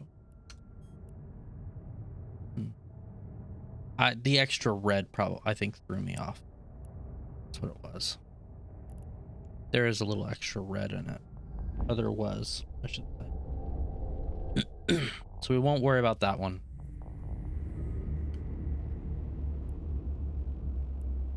I'll go ahead and go to ZSJ, and we'll head back into that one. Or we'll head into that one, I should say. And just kind of see where it gets us.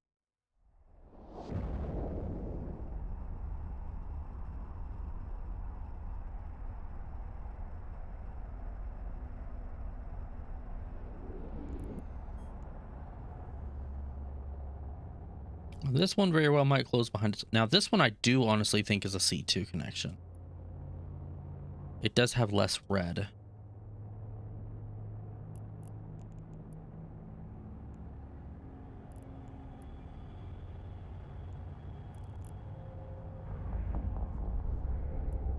Yeah, this one, if anything, I think this one looks like it's a C2. Oh. Okay.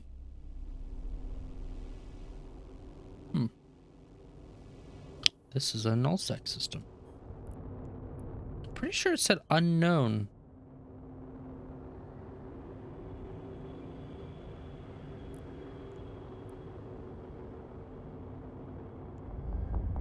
Well, guess I was wrong again. That's a bit disheartening.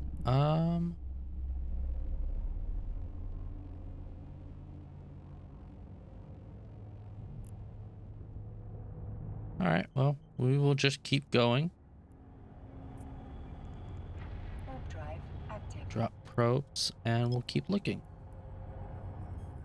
Because we don't really want to go to a shattered wormhole to look for our next connection. Their statics are low sec and high sec, which doesn't actually do us a whole lot of good.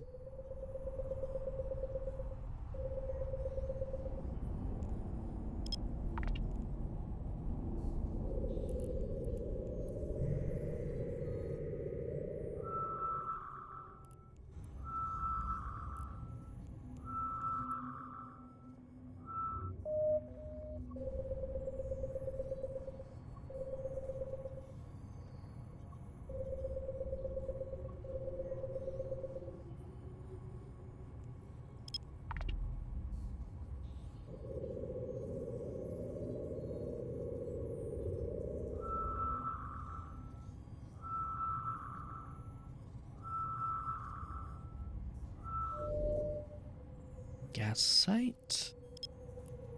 There's another one that's close by. Let's see what that is.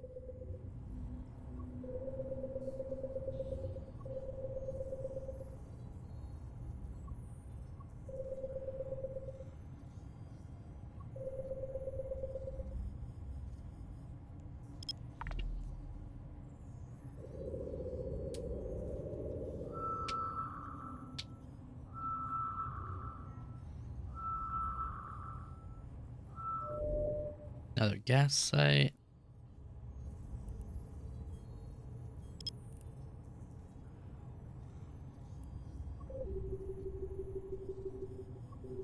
All right.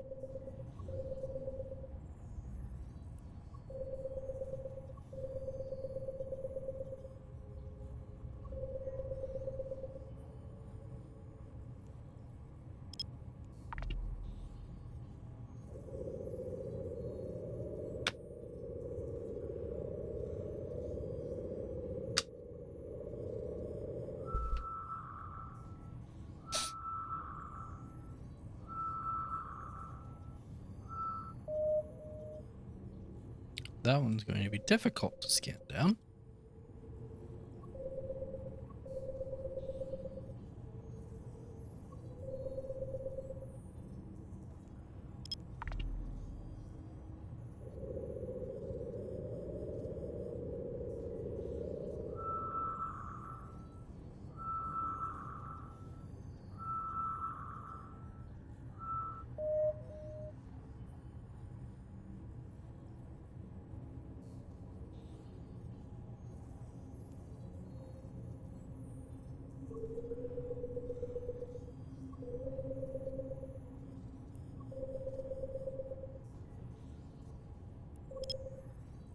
Sure,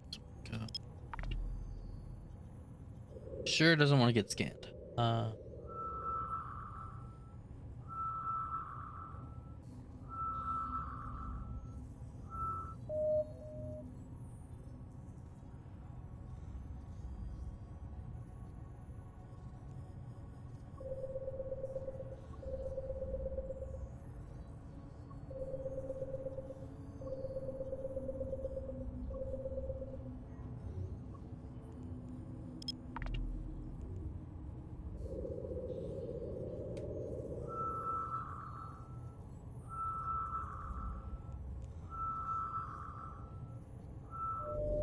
Data site.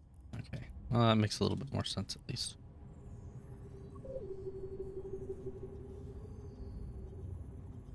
Let's see here. Of the two,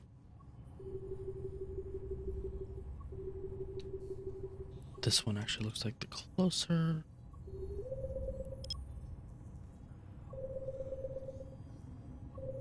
Try it. I'll try it at 4. Excuse me.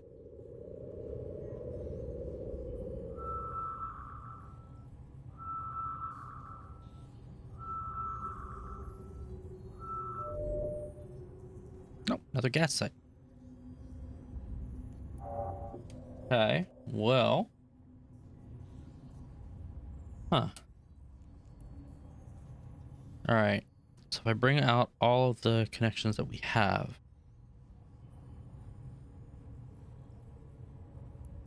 this one right here we know didn't work out.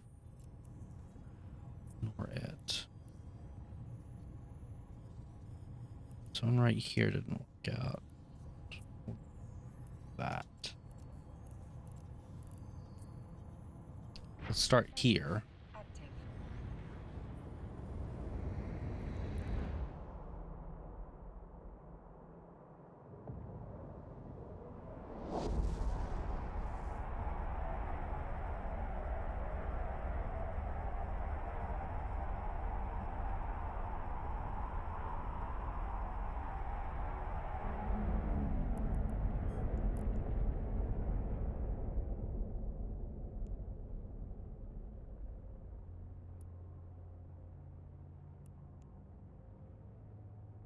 This one leads into unknown.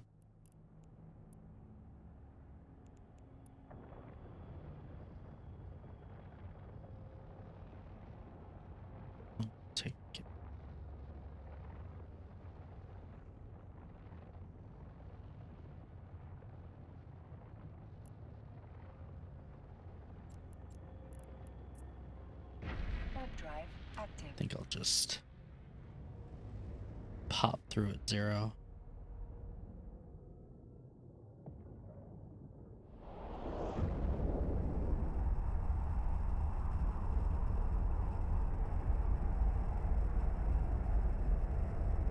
The LL5 says that it's kind of got an unknown from question mark goes to AC2. So let's see if that's true.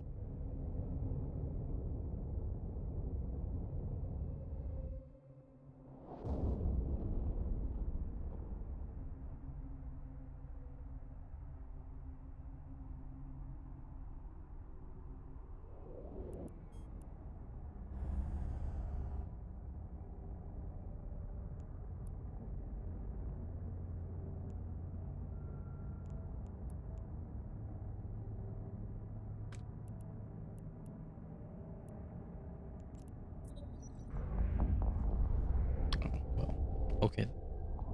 I missed it. Okay, there's a lot of connections in here. This one, okay, we're in a good spot. This particular C2 connection, it is a C2 wormhole, and it has a C1 static and a high sec static. So this is actually exactly what we need to be looking for. Let's go ahead and save this location as home. Just so that way we've got it. This is also a cataclysmic variable, so that's actually kind of nice. And aside from our bookmark, it looks empty. So double bonus for us.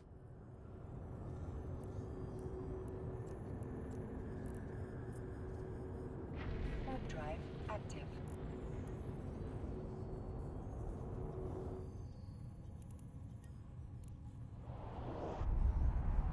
Let's go ahead and make our bookmark. Nice big system too. Like it.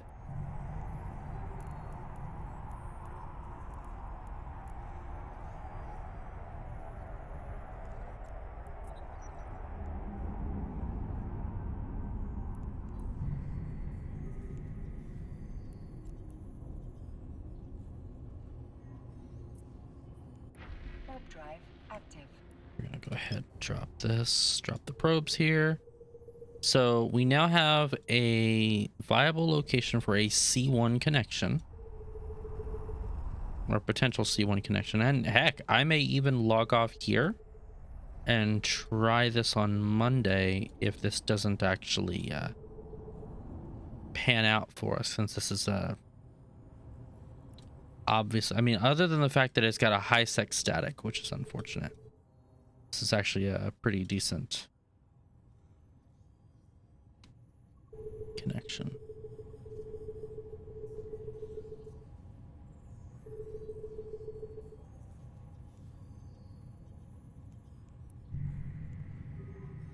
Okay.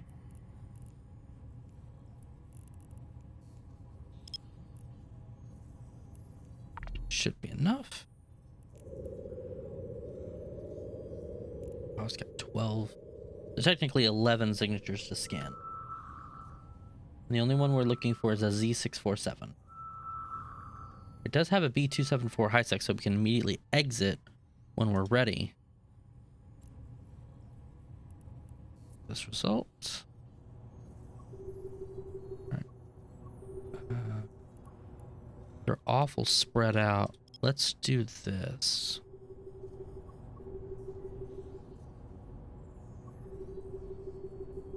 Let's actually focus our scans within 8 AU of the Celestials and see if we can get any real hits,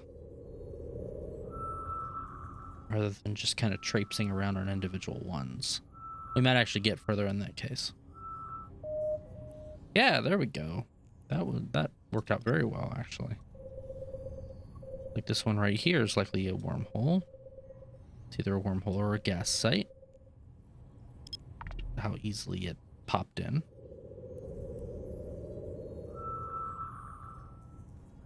Wish we had a way to like kind of mark these rather than ignoring them. Yep, there's a wormhole. That actually panned out okay. This one also is a gas site, so we'll ignore it.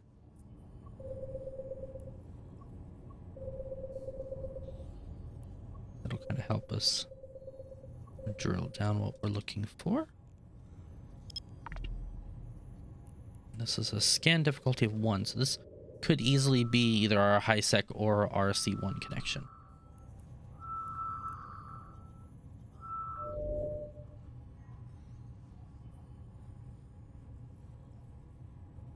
Let's see what Anoikis has to say about this. Oh, it's a very quiet system. Okay. Here's a relic site. Scan difficulty of 2. There's another gas site. Ignore that. Just to help us drill these down a little bit.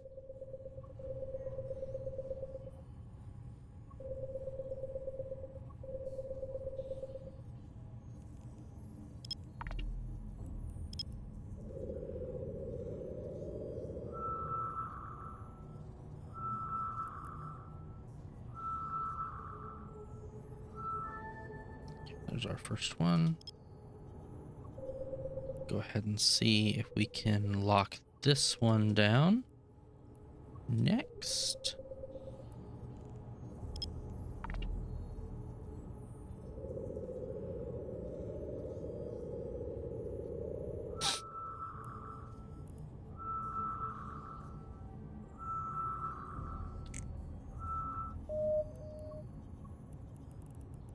Let's go to this one. That didn't actually give me the results I was thinking it was going to.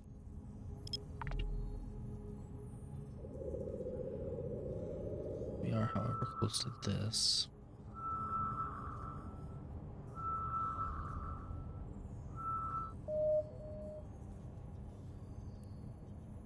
Okay, that gave me a pretty decent hit.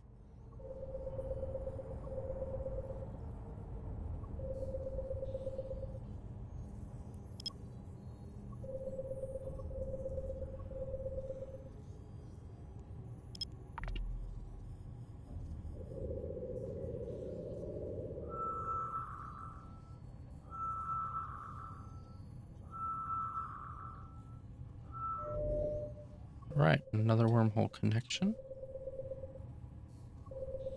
Obviously, the last thing we want to do is accidentally warp to the high-set connection and open it up for other day trippers if it's not already open anyways. Which chances are it is, because this is an unoccupied wormhole. There is no hole control, you know, going on here, which is unfortunate in and of its own right. But that doesn't necessarily discount it by any means.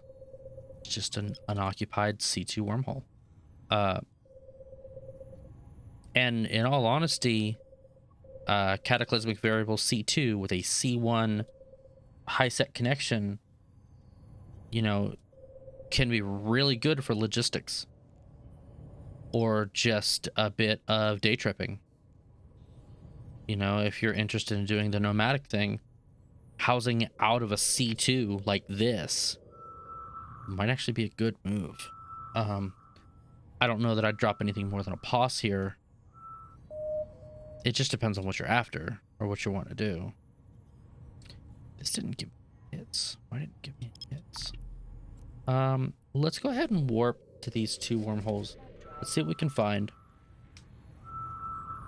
Like I said, we don't necessarily want to open them up, but we're not going to really have a choice in this particular matter.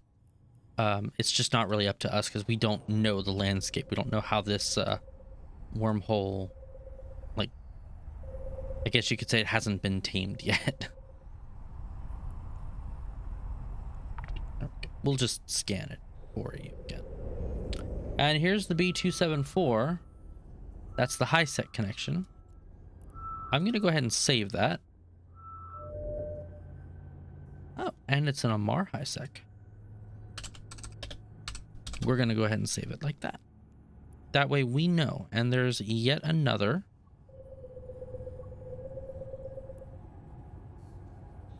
Wormhole. So let's go ahead and warp here. Let's see what this particular connection is.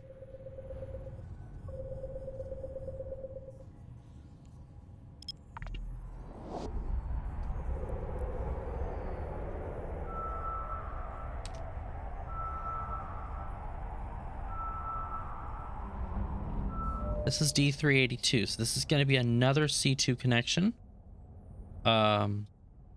So for those of you looking for another, well, you're not in the wormhole with me, so you wouldn't be able to. But like, if I was looking for another C2 wormhole, this would probably be the one. Maybe I should hop in and see if Spoopy's on the other side. We're gonna go ahead and ignore this one, so that way we don't have to worry about it. And then I'm gonna warp to this one, and I'm gonna go ahead and start scanning the next one. See what else we can find. I'm sure Spoopy would love it if I came and knocked on their door with my neutral. Hey, please let me dock here for the night, guys. You know me, I promise. Yeah. Z647. This is our C1 connection. So we have found our... Yep, we have found our C1. Let's go ahead and mark it. Let's save it. C1. And I am going to go ahead and warp back to our safe spot. Recall. I'm actually not going to worry about reloading.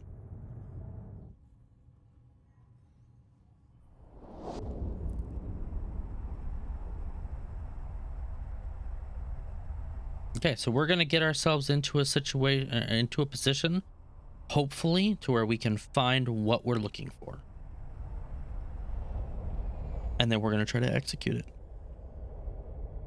And see what happens.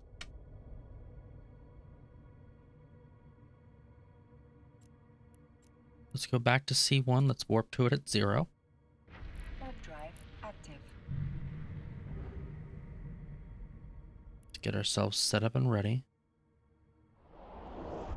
Get these anomalies back on. Confiscated smuggler stuff. So they've got some smuggler sites here.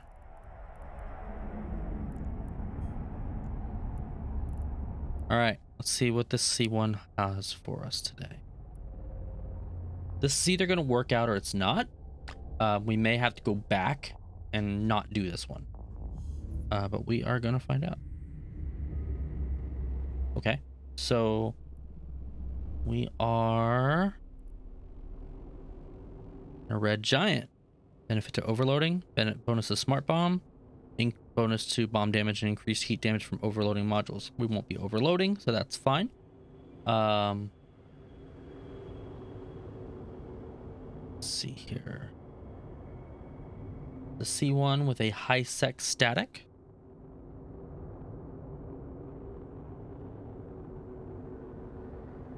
And I don't see any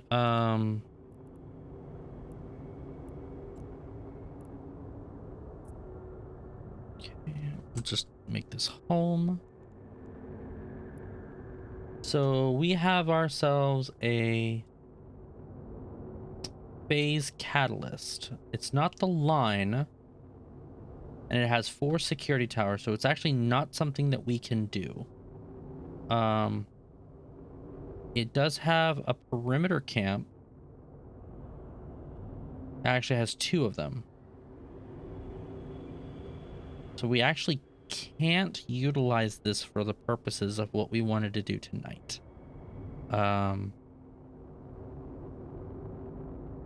That being said,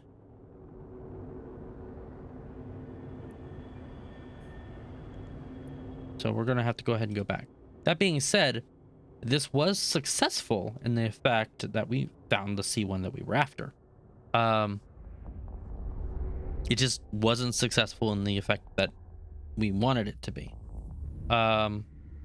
We can keep looking, but chances are we're not going to find any more C1s in this particular light. Now I do like this connection, so I am actually going to give it one more try on a later stream. I'm going to go ahead and save this spot, or I'm going to get myself back to the spot so I can be safer here.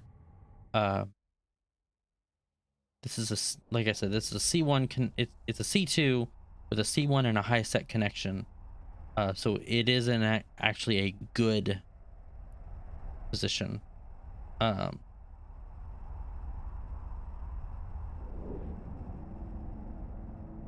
So there isn't really much more that we can do tonight at this point, since I am going to have to safe log for us, so that way we can try this one more time. If it doesn't work the next time, then we can just exit the C2 connection and proceed further with something else.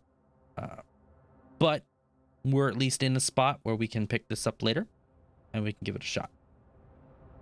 So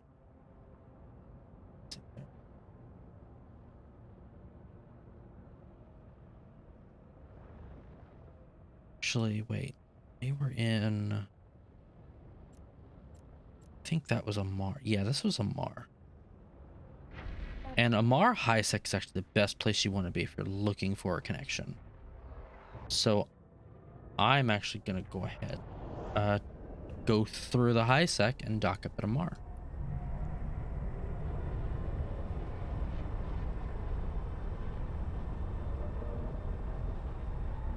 I think that's actually going to be a little bit of a better option for us.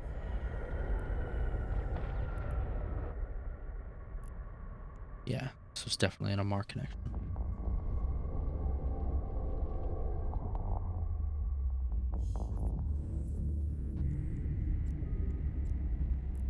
We'll remove the waypoint.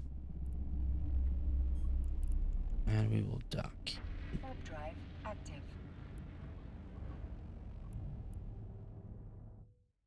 All right. It is, however, a bit early for us. Like I said, we didn't really get the chance to kind of play around with this like I had wanted to. Permission requested. Just because we haven't found what we were after yet. Docking request This accepted. doesn't give me...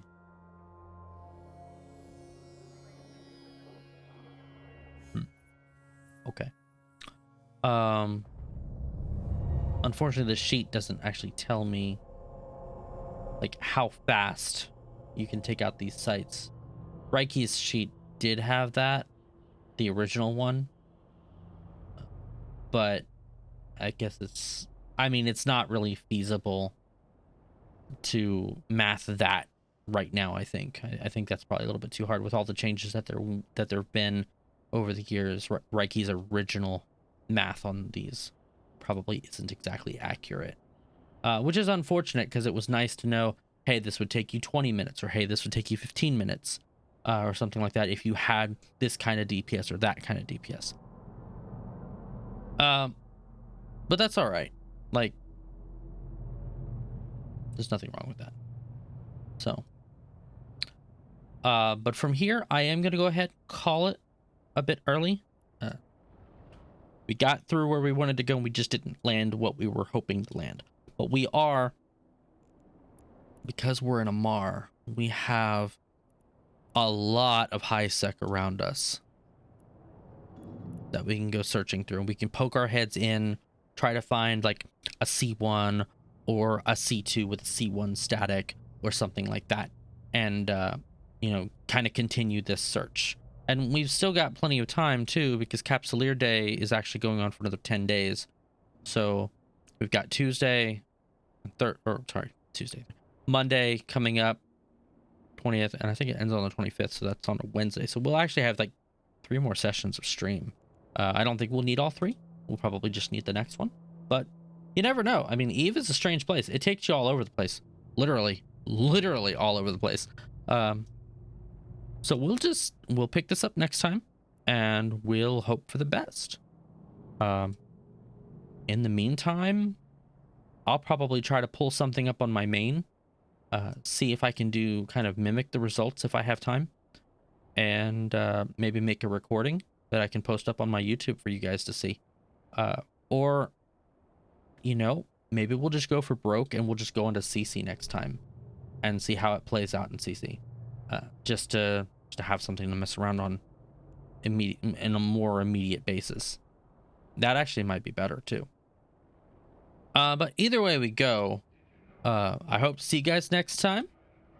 I hope you guys have a wonderful night, and I will see you in the verse. Bye.